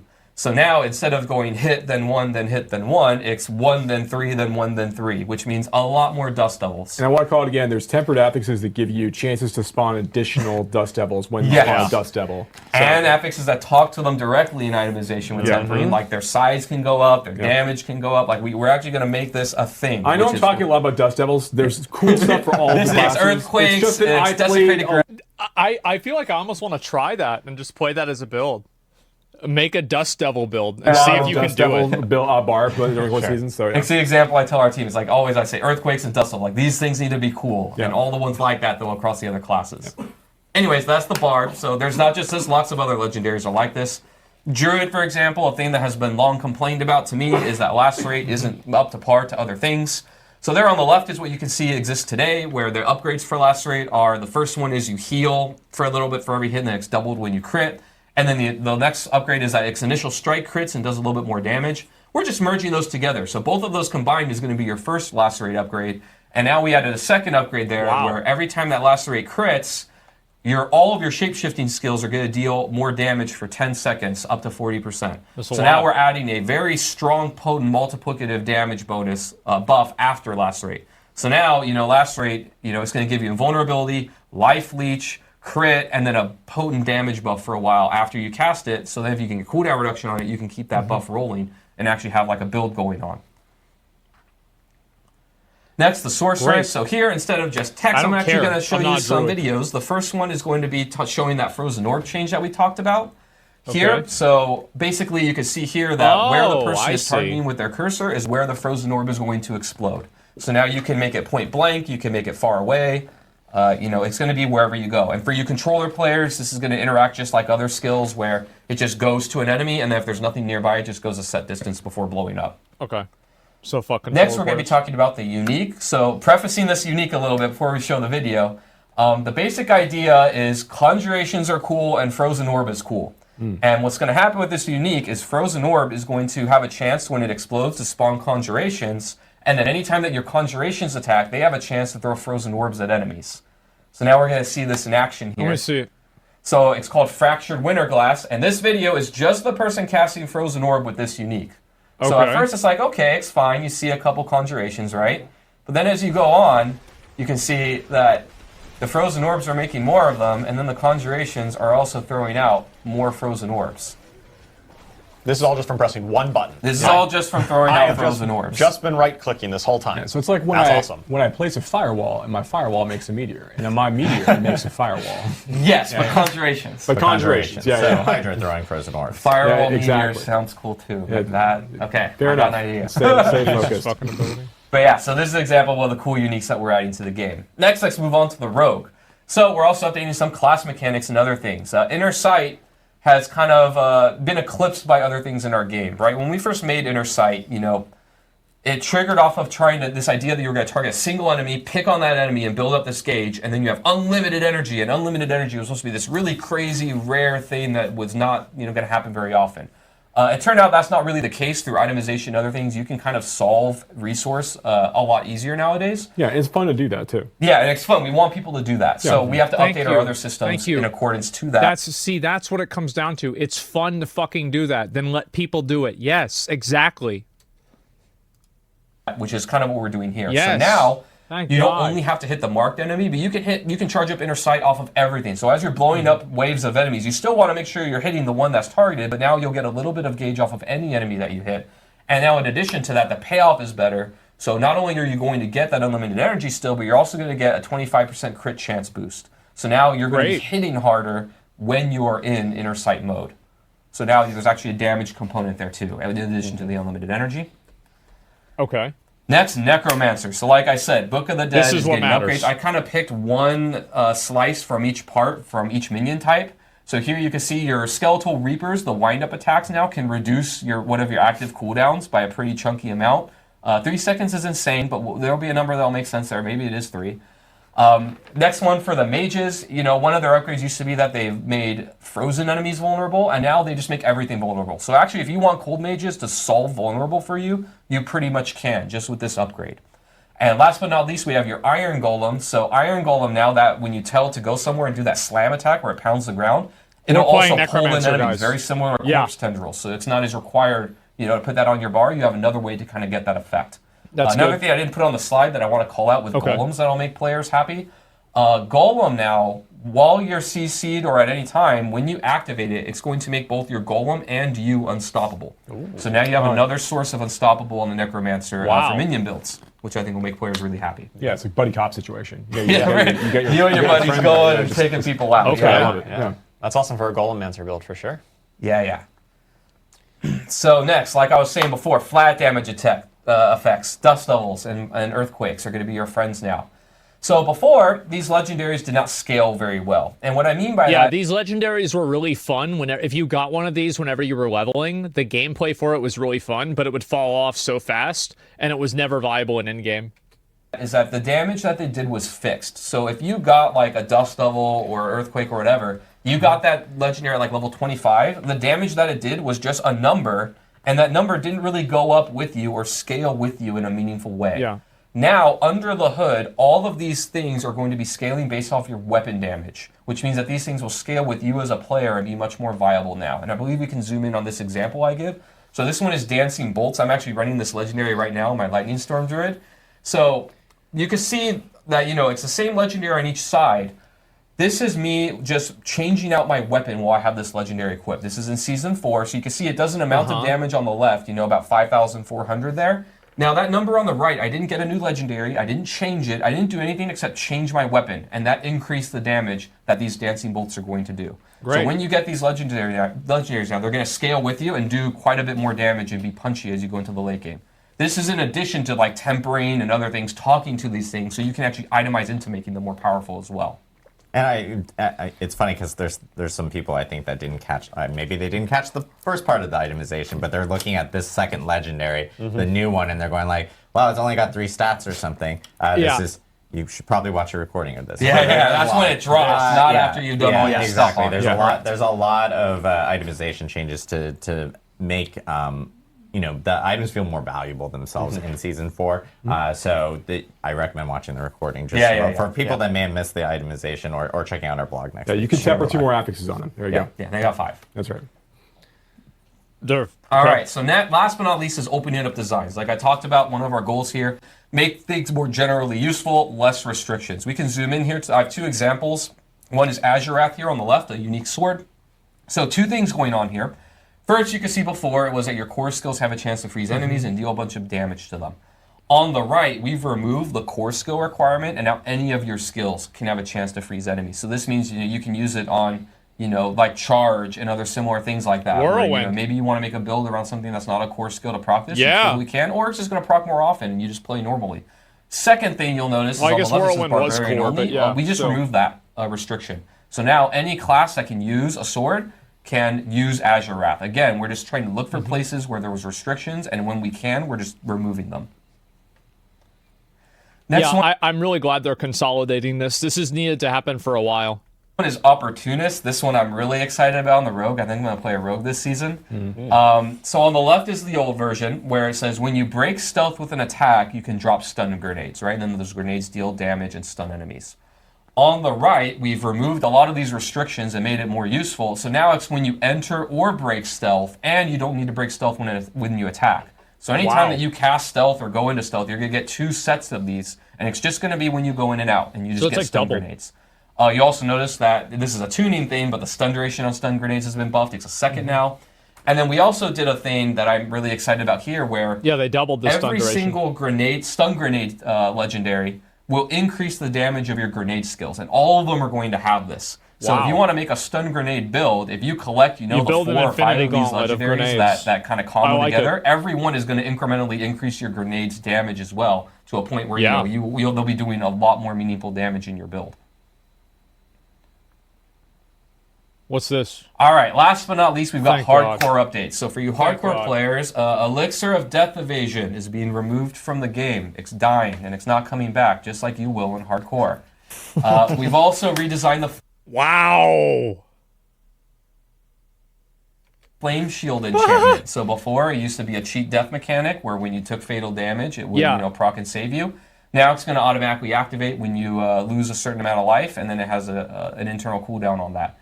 So we've heard from the community kind of loud and clear, they really want hardcore to be hardcore, and so we're going to deliver on that. Now you actually have to be careful. Sanctuary is a very scary place, and you won't have those fail safes to keep you alive anymore. Yeah, I mean, I think that's fine. The thing is, I felt like Wizard just had such an advantage there, right? Like, they're the only one that has a death save. That's huge. And finally, PTR feedback. So like we mentioned before, we're going to be looking at the PTR feedback very carefully. Please let us know what you think. The class team is particularly excited about what's working for you and what's not working for you.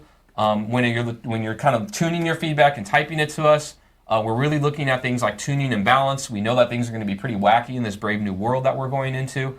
We're also looking for what changes really made the game more fun to you. You're going to see a lot of them, really a matters. lot more than what I presented today. We really want to know what changes we did, maybe didn't hit the mark, and why. You know, maybe we didn't go far enough, or this thing could have been way better with just a small tweak. And then last but not least, we want to know what would you like to see that didn't make it in, right? We're forever going to be updating this game, and we really want to know, you know, a lot of these changes are coming from your feedback, like, you know, flat damage scaling, unstoppable coming on the golem for necromancers who've been wanting more sources of it. You know, what other things are you seeing that, you know, have always kind of bugged you or have always been kind of a pain point that you would like us to change? And we'll be looking for that feedback. So yeah, that's pretty much everything we got for classes. Thanks everybody again. Yes, so excited. That was great. There is like ton of information all that from was classes, good. and it's funny because everyone's treating Universal this PTR W's. feedback slide as if we're done. No. There's more. There's a lot more. I'm sorry. He hasn't even gotten Yeah. started yet. As the chat calls it, Joe Pipe or Rap God has not spoken yet. So he will be talking here now about endgame specific items. Okay, Sure, let's thanks. see it. So, a couple things I want to talk about first. We're going to talk about some new content stuff in just a minute, but there are some other things that are also changing at the same time. You'll see on the PTR, we've made adjustments to world tiers, in that we've changed the XP modifier that you get for opting into certain world tiers. So the reason why we're doing this, we want to get players to endgame a little bit faster. So we've made an adjustment where World Tier 2 now goes, instead of giving you 20% bonus XP, it gives you 50% bonus XP. Awesome. World Tier 3 now gives you 150% bonus XP as opposed to the 100% you got before. And then World Tier 4 gives you 250% bonus XP instead of the 200% that you got before. That's a lot. So again, we want to get players into the space where they're getting a chance to play with these new items. They're getting a chance to see some of the new content we're going to be talking about in just a minute. And experience more of the end game, and have a little less emphasis on the level up process being like a lot longer as it is today. So this is our stated intent. We want more players to be able to reach level 100. We want them to get more of these level 925 items. We want them to start seeing more greater affixes. We want them to engage in tempering and masterworking. And we want them to see everything else the game has to offer. We want to make sure that we're removing some of the restrictions and making that possible. And we're continuing to think about that as we move forward. This is just all of the things we're talking about today are just one more step on the journey of Diablo 4. We're going to continue, as Adam already called out, to continue to make the game better based on feedback and just continue to add more cool stuff that we think is great for the game, and that also that we're hearing from our player base, our community, would be really, really great for the game experience. So with that quick little thing out of the way, let's go ahead and jump into the first major update we have planned that you get a chance to see on PTR. More mobs. And that is, we made a significant update to Helltide. Now, I think that everyone will remember that in Season 3, we made an adjustment to Helltide timing, where now they're basically up for 55 minutes out of every hour. There's a 5-minute gap between each Helltide experience. And we think that that's great. Players are able to get better access to Forgotten Souls and all the gameplay there.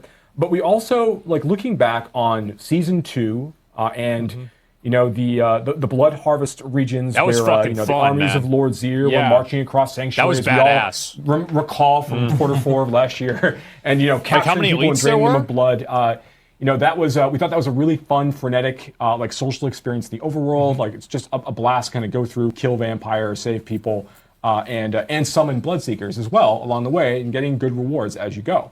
It was a fun experience.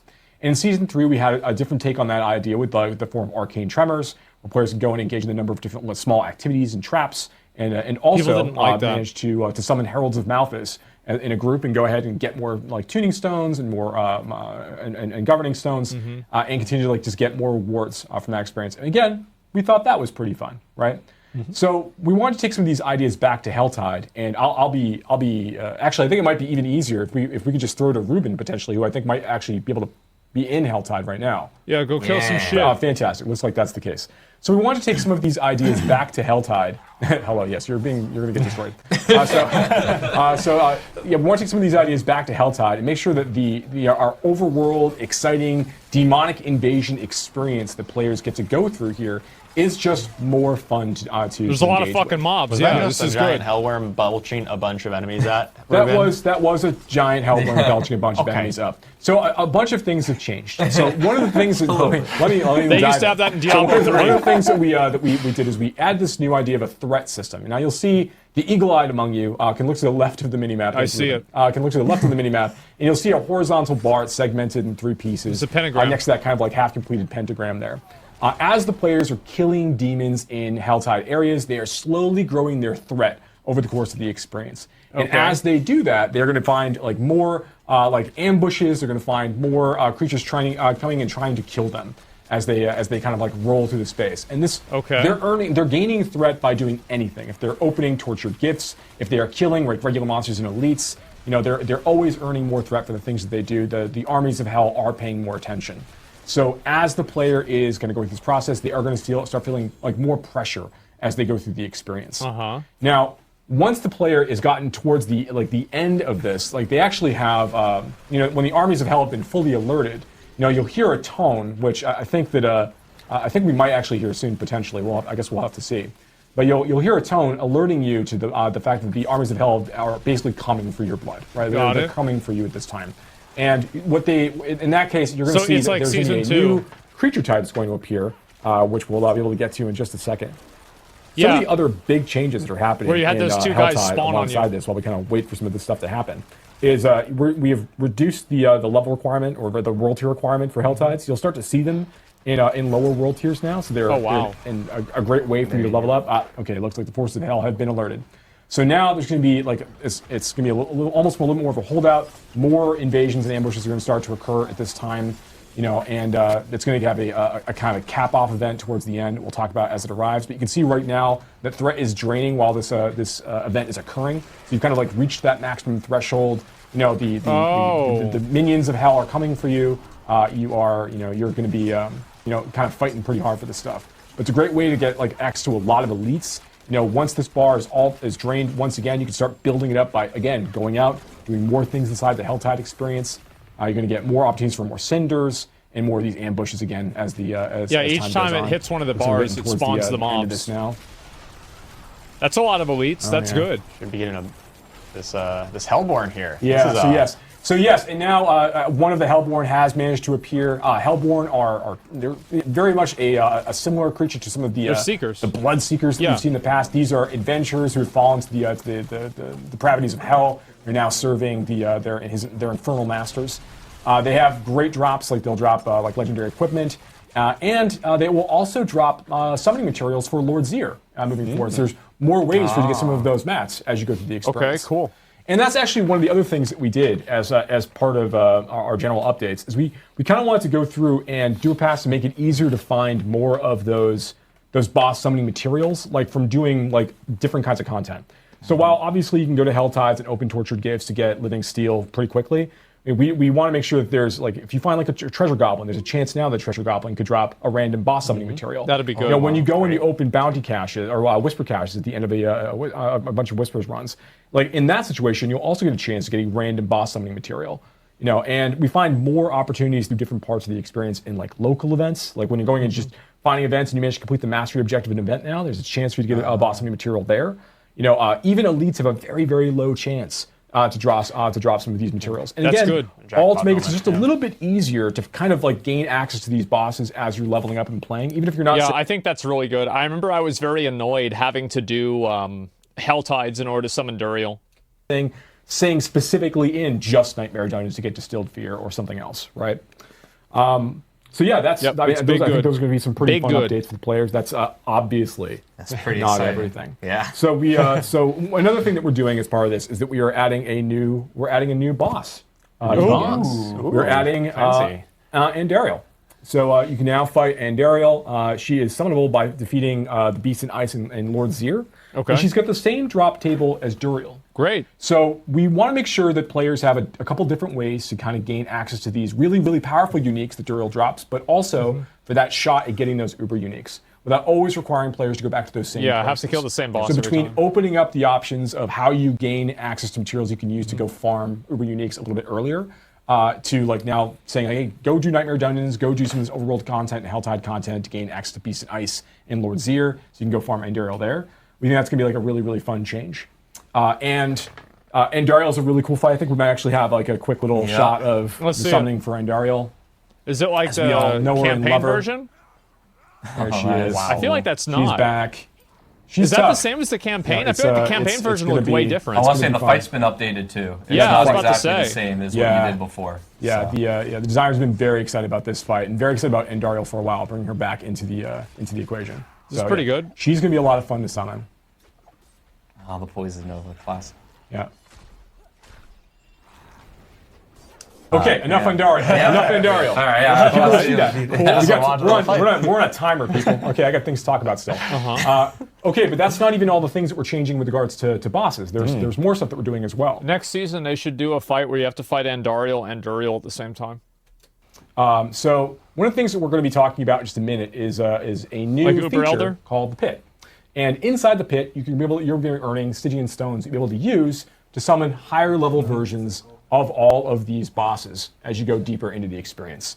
So we think this is extremely exciting. It provides another way for players to be able to like express their build strength, and going and fighting these bosses are going to provide much greater rewards. In fact, when you kill one of these new very, very powerful tormented versions of these bosses out there, they are going to give you one resplendent spark the first time you kill any of them. So of like all the ones that you can summon, the first time you kill one of them, you're going to get a resplendent spark for you to use in the future. Now, and that is not all that we're doing. Obviously, I mentioned the Pit. So if we could just go ahead and well, I guess we can talk about it. I'm going to speak to it actually. Yeah. So we've been getting a lot of feedback from like our experience with the Abattoir of Zir.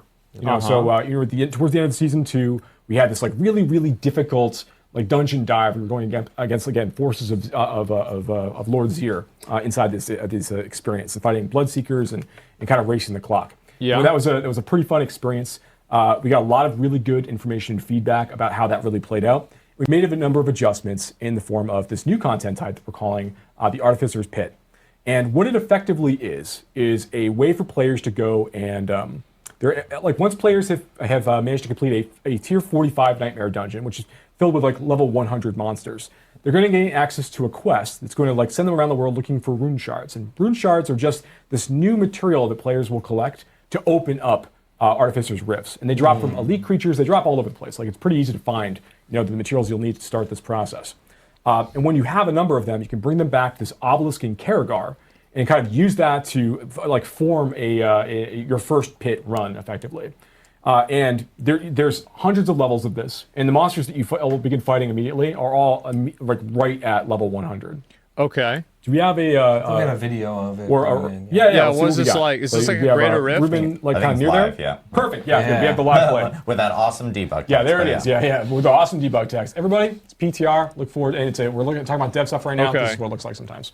So So we see here that Ruben's coming here. He's already done the rift before. He's going to go ahead and just open up a tier 1 Artificer's Rift, and we'll see how this goes. So he's going to spend 1 rune shard to do this.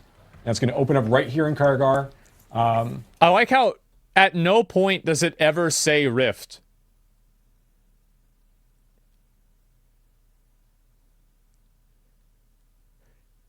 It doesn't say rift anywhere on the screen.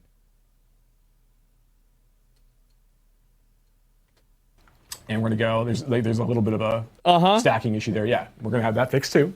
Again, send us that feedback, everybody. And you're going to dive into your first pit run. Now, each pit experience it's a randomized layout filled with random monsters. There's no nightmare affixes like we have in, or like afflictions like we have in Nightmare Dungeons. Yeah. Instead, the players really like just pushing themselves up as against this timer as fast as they can, trying to complete it. So as you're going through this, you'll see it's very, very similar to a lot of the things that we did in the Abattoir of Zir. Now, we want to make sure that this is a quick, punchy experience as you're playing and you're killing monsters. You're not going to be getting any loot from the drops. Like that stuff's not here to slow you down.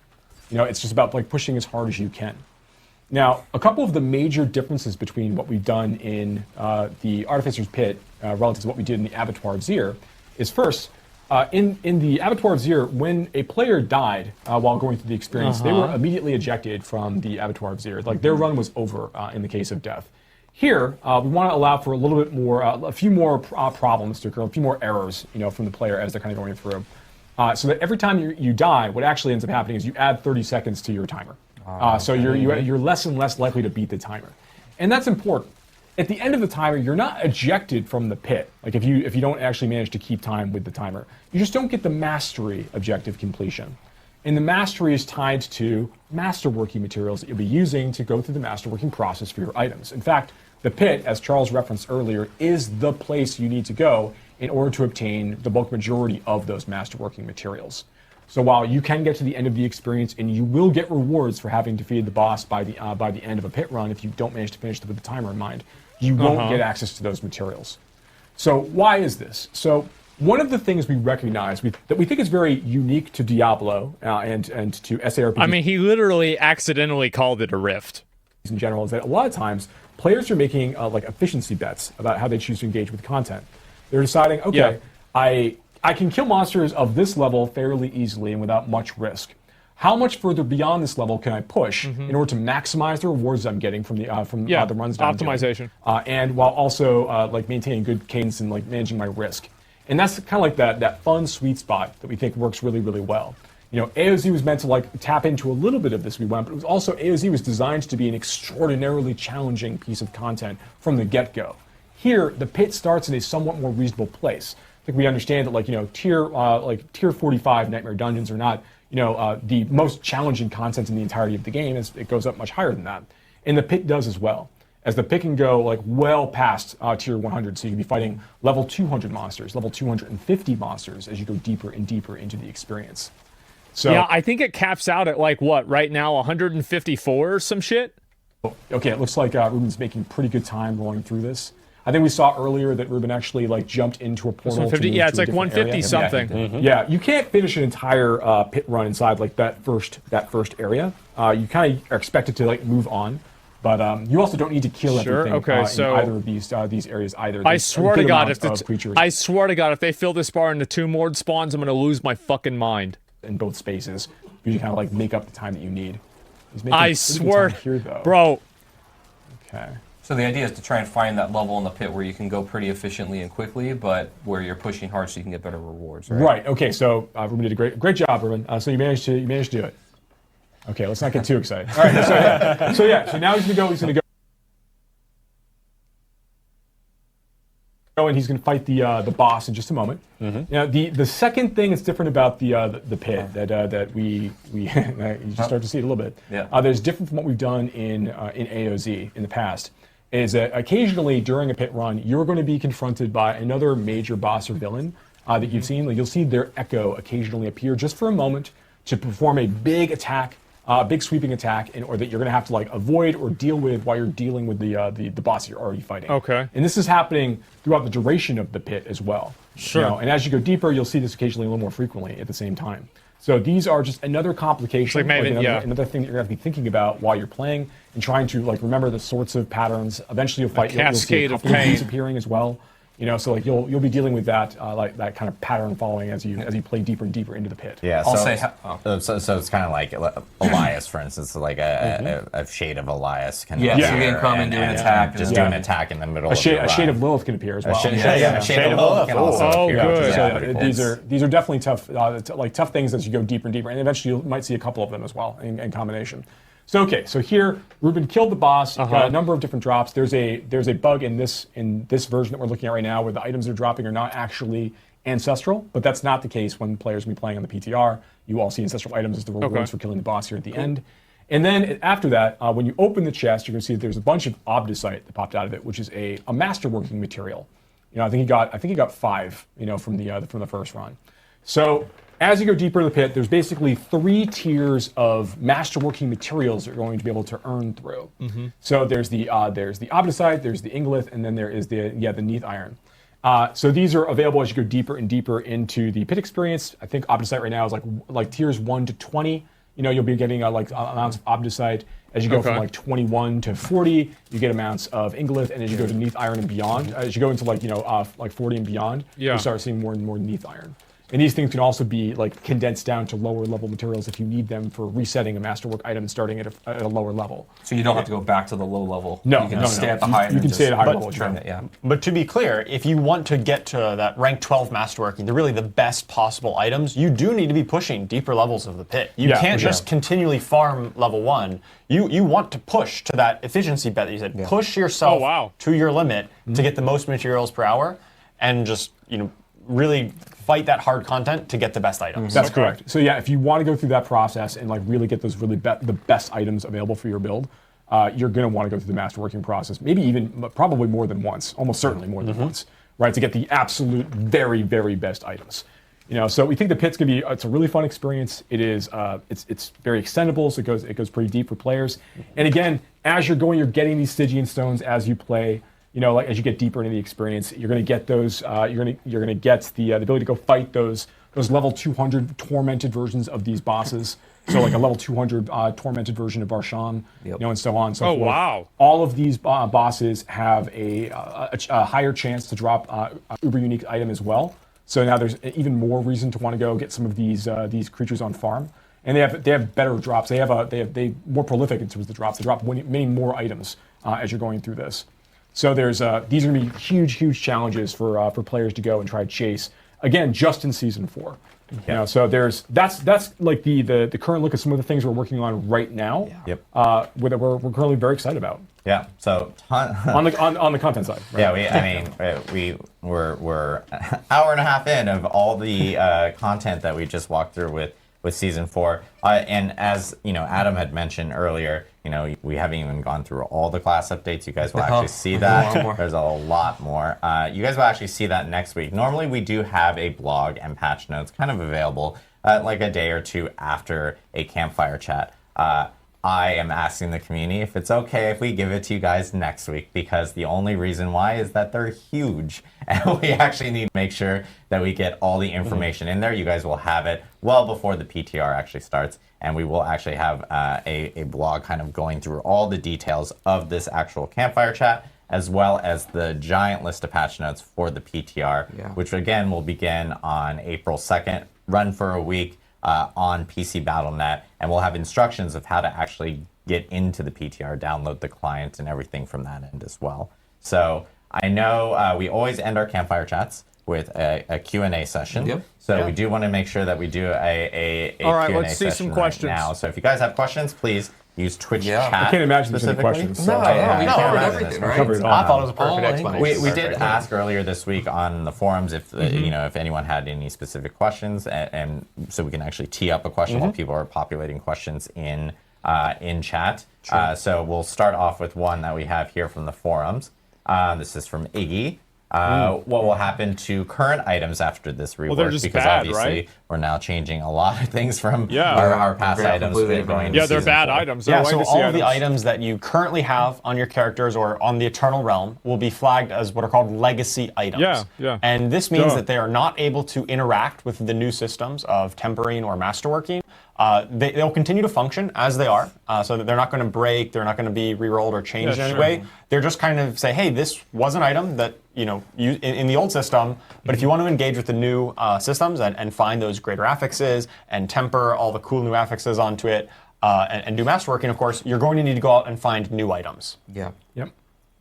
There is a question from Fair. Toast and Pen. Okay. Eternal Realm, what's new? Everything we just talked about. Everything we just talked about, new? Toast and Pen, Okay. is going to be available in the Eternal So Realm. what are you guys gonna and do? This will start with Season 4. So if you are a person that just only plays on Eternal Realm and you have a character already there, of course, you can just immediately start engaging in everything that we just kind of talked about right here.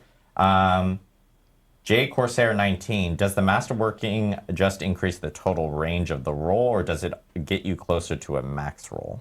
So it increases the current value. So if you already had a max roll, it keeps on increasing. So as an example, you had an affix that could have rolled between 50 and 100, and you had a value of 90.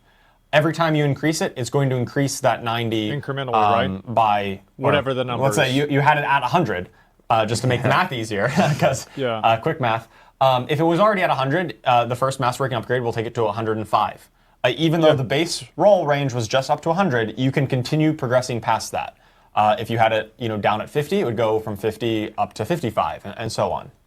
Arrow at 1357. If it's 75, yeah. I mean, if it's simple, right? And just ask, like, what about season? Like, it's in the middle. It's going to stay in the middle. Season stuff as well. We actually aren't talking yet about the season items. So yes, this is all part of the season and part of the Eternal Realm. But we do have there are some things that we haven't talked about regarding season 4 that we will be talking about here in the future. The bulk effort for the team has really been spent on trying to ensure that this update is really meaty and all inclusive. Like when I've talked before about this is a big update. The season 2 updates where we talk about like vulnerability damage and the many changes we had to make to kind of like get that into a better spot for the players overall.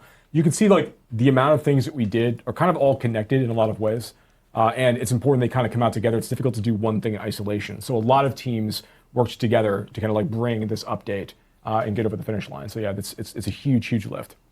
But there's more things to talk about later on, for the season. Thorag the Warrior says, can multiple affixes increase per masterwork or only one affix per masterwork? Right, so when you're masterworking, most of the ranks will increase all of the affixes on the gear by a small amount. But when you hit those thresholds, the rank 4, rank 8, and rank 12, a single random affix will get a much larger boost. Yeah. And so because there's 3, that happens 3 times on your journey from rank 1 to 12, in theory, all 3 of those could land on the same affix if you get lucky, and then that one affix just goes through the roof. Or it could be spread out to 3 different affixes, for instance. That's just the nature of masterworking. You're going to get a different result every time you go through that process.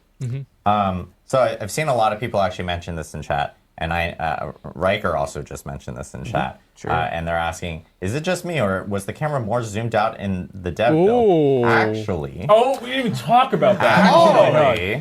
Wow. Okay. Go ahead. In season 4, the camera will be more zoomed out. Thank fucking God. And there will be an God. option. You can have awesome. what we had Good. before, or you can zoom it out a little. Big good. So yes. Great. Yeah, there's a gameplay setting. It starts at the current default. Correct. Which is what we have in Diablo 4 today. But we've been hearing the feedback. We did make a move. Joe Shelley helped a lot with this, actually. Everybody helped a lot with this. We did make a move to like pull the camera out a little bit further. That's part of like a near far sort of like situation. Yeah, so sure. It's going to be available for you to see in the PTR. Good eye. Good eye. Good eye. Huge update, yes, of course. Yeah, we forgot to say that's another really good one to talk about. Yeah. Thanks, chat. There are a lot of questions about loadouts. Did you guys want to provide any context on that? Yeah, so we've talked about this before. We're very, very excited about bringing in like an armory-like feature to Diablo 4. We've been hearing the feedback since like the gauntlet it's went up, not ready yet, which we're very excited about. And we see that there's an opportunity here. We don't have anything to announce today, but it is a thing the team has talked about. Like the UI team is very excited about. It's a thing we definitely want to move on at some point, but nothing to announce. I can tell. Okay, got it. I lost my track here. Do you have any intention of reviewing? I'm sorry, this is from Vix311 or 3II. Do you have any intention of reviewing class optimization? Examples like give more customization points or put Paragon after a higher level than 50? So there's a number of things that we're talking about for the future. Things we can't talk about today. But you can imagine that we're going to be having an expansion soon. We probably want to talk about some of that stuff then. There's things for us to be considering. A lot of people mentioning a loot filter. Which I know, like we had mentioned as well that we wanted to get through the itemization stuff. So sure, I can talk a little bit about that. I think a lot of the desire for a loot filter in the current version of Diablo 4 stems from the problems that we initially mentioned. We really do just flood you with items, and it's like sifting sand, right? You need to look through all these items, and the one response is, hey, a loot filter could automate all this. We think in this new itemization world where we are simplifying it in a lot of the ways that we already discussed, reduced number of affixes, simpler affixes, the item power once you get to the late game always dropping at the max, will help to alleviate a lot of those concerns, and it will make parsing through There's no filter, but I actually agree with why they're doing it. I actually agree with it because the loot filter is solving a symptom of the problem, and the symptom is just a massive fucking just deluge of loot. You wouldn't need a loot filter if you didn't overload the players with bullshit loot. And also having to set up a loot filter is annoying to do. So ideally, not needing loot filter is better than having to have one. Less loot, yeah. Items a lot easier in this new system. No, I agree with this perspective. Lady Ava 2016 mentioned, or actually brings up something that I think we should talk about, which is, would it be possible to toss a different icon on the map when specific greater affixes and things like that drop? Are there any plans for that? Like a Roman numeral or something? To change like how many of the greater affixes? We really want to get feedback from players as you go through the PTR experience. Even the thing that we showed, like the Roman numerals, on the attached to the item names on the ground. Like even that's going through a bit of revision before it actually is released as part of the 1.4 release moment. So like that's going to get a little bit better. But like I think that it would be good to get feedback to see how these things feel. And it's something we'll continue to think about because we do want those moments to be exciting when they actually occur. Yeah. Brayan C22, you say higher the rifts, the better the items. Are we talking about the equivalent of primals? So and if people don't know, primals being Primal Ancients, a D3 specific item that was super powerful. So as you go, we're not changing the rate at which like greater affixes, for example, could appear on like iPower 925 items, and we're not raising the iPower ceiling of items beyond 925. That's good. They already did that. Instead, it's more about like as you go deeper in the pit, you're going to get more legendary drops. So this is going to give you more options, more chances of getting things that have like better, greater affix potential. So that's really more the way that we're handling that. And then, of course, the masterworking materials that you're using to power and juice up all of your items. Drummer Boy had asked specifically, can you do groups with in the pit? Yes. You can party in the pit, yes. Yes. Okay. Great. And then, let me see. That's the same as greater Will we rifts. be seeing any like clan updates, social updates? This is another big question that a lot of people are asking about from within chat. Are there any plans on that or any progress regarding that? So we have been talking a lot internally on the team about social updates and things we want to talk about soon. But we definitely hear the desire from the players that they're looking for more ways to like kind of get into groups. Yeah. And to form parts with people online as opposed to just like talking in local chat or trade chat or trying to like reach out that way or just going to Discord or just going to external sources. So we do have thoughts on things we want to do to kind of help that process along. But nothing to announce for season 4 at this time. Yeah.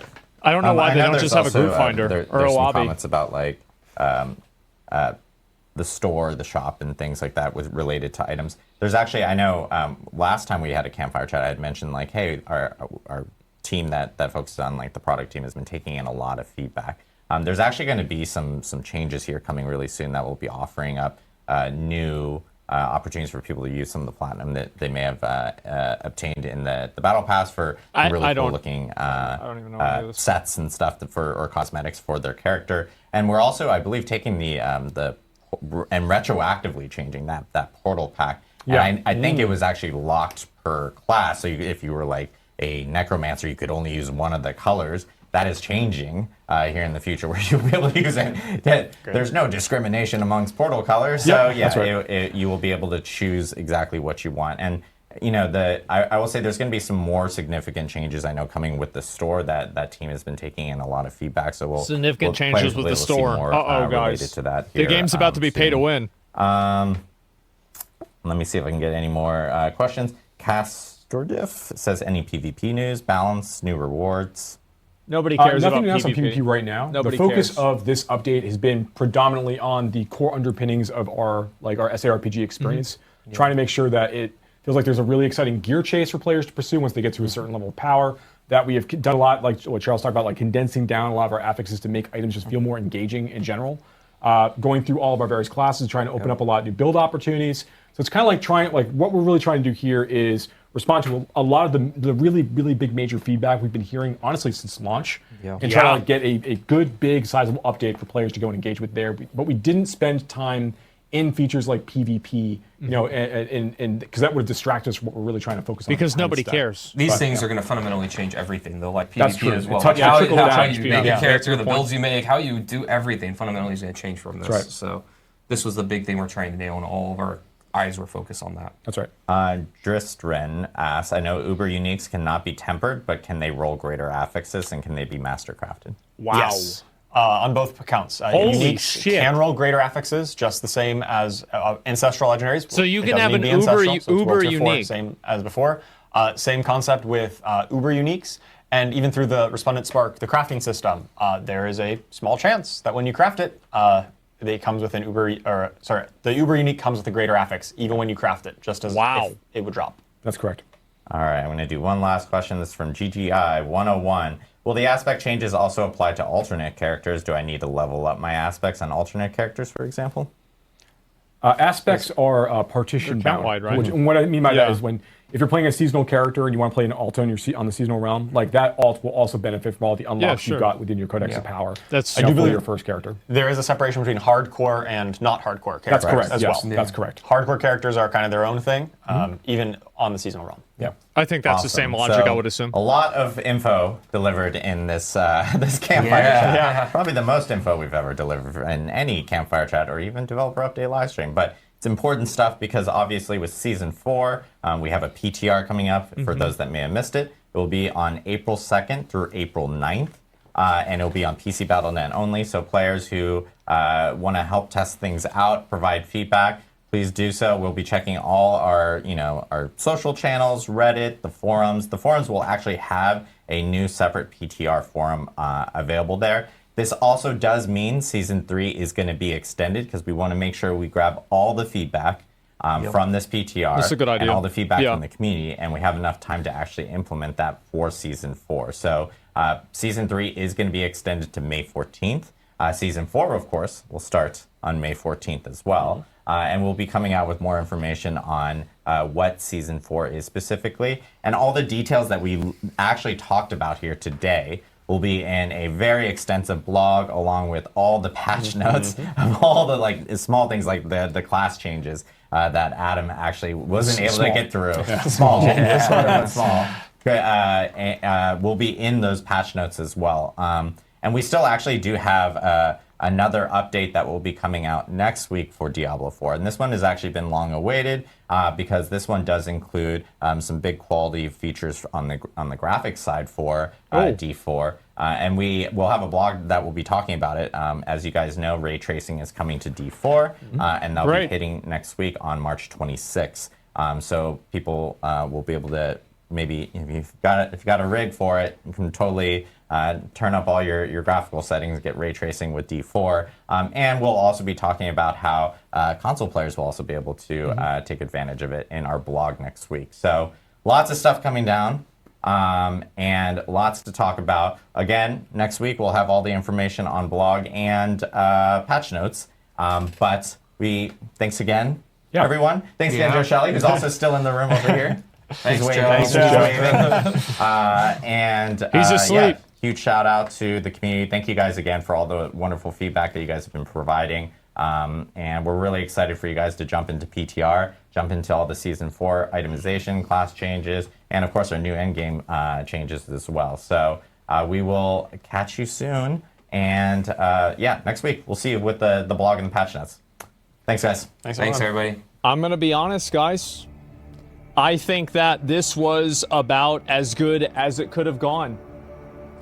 I am surprised. Like, if you go back to the beginning of this and you look at the way I was reacting, I was super sarcastic, really negative, and it won me over. I'll be honest. I think that they've made a lot of really good changes. They've stolen a lot of things from Last Epoch and PoE, and that was a good idea.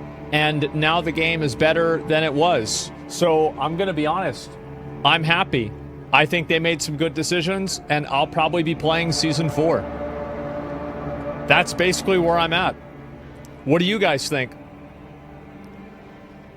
I'm genuinely impressed, and that's saying a lot. Yeah, they've actually made a lot of good changes. I'm happy. Now, obviously, does this mean the game is perfect and fixed? Well, I don't know about that, but it does mean it's better. Yeah, it's certainly better, and I'm happy to see that it's better, and I hope that they keep making it better after this.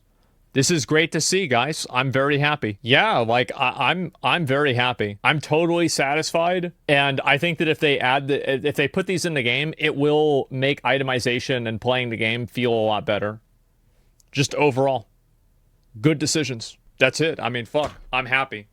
Like, D4, is Diablo 4 saved? Is Blizzard finally listening? Oh my god. I don't know. I guess we'll have to see on May 14th and see how good it is.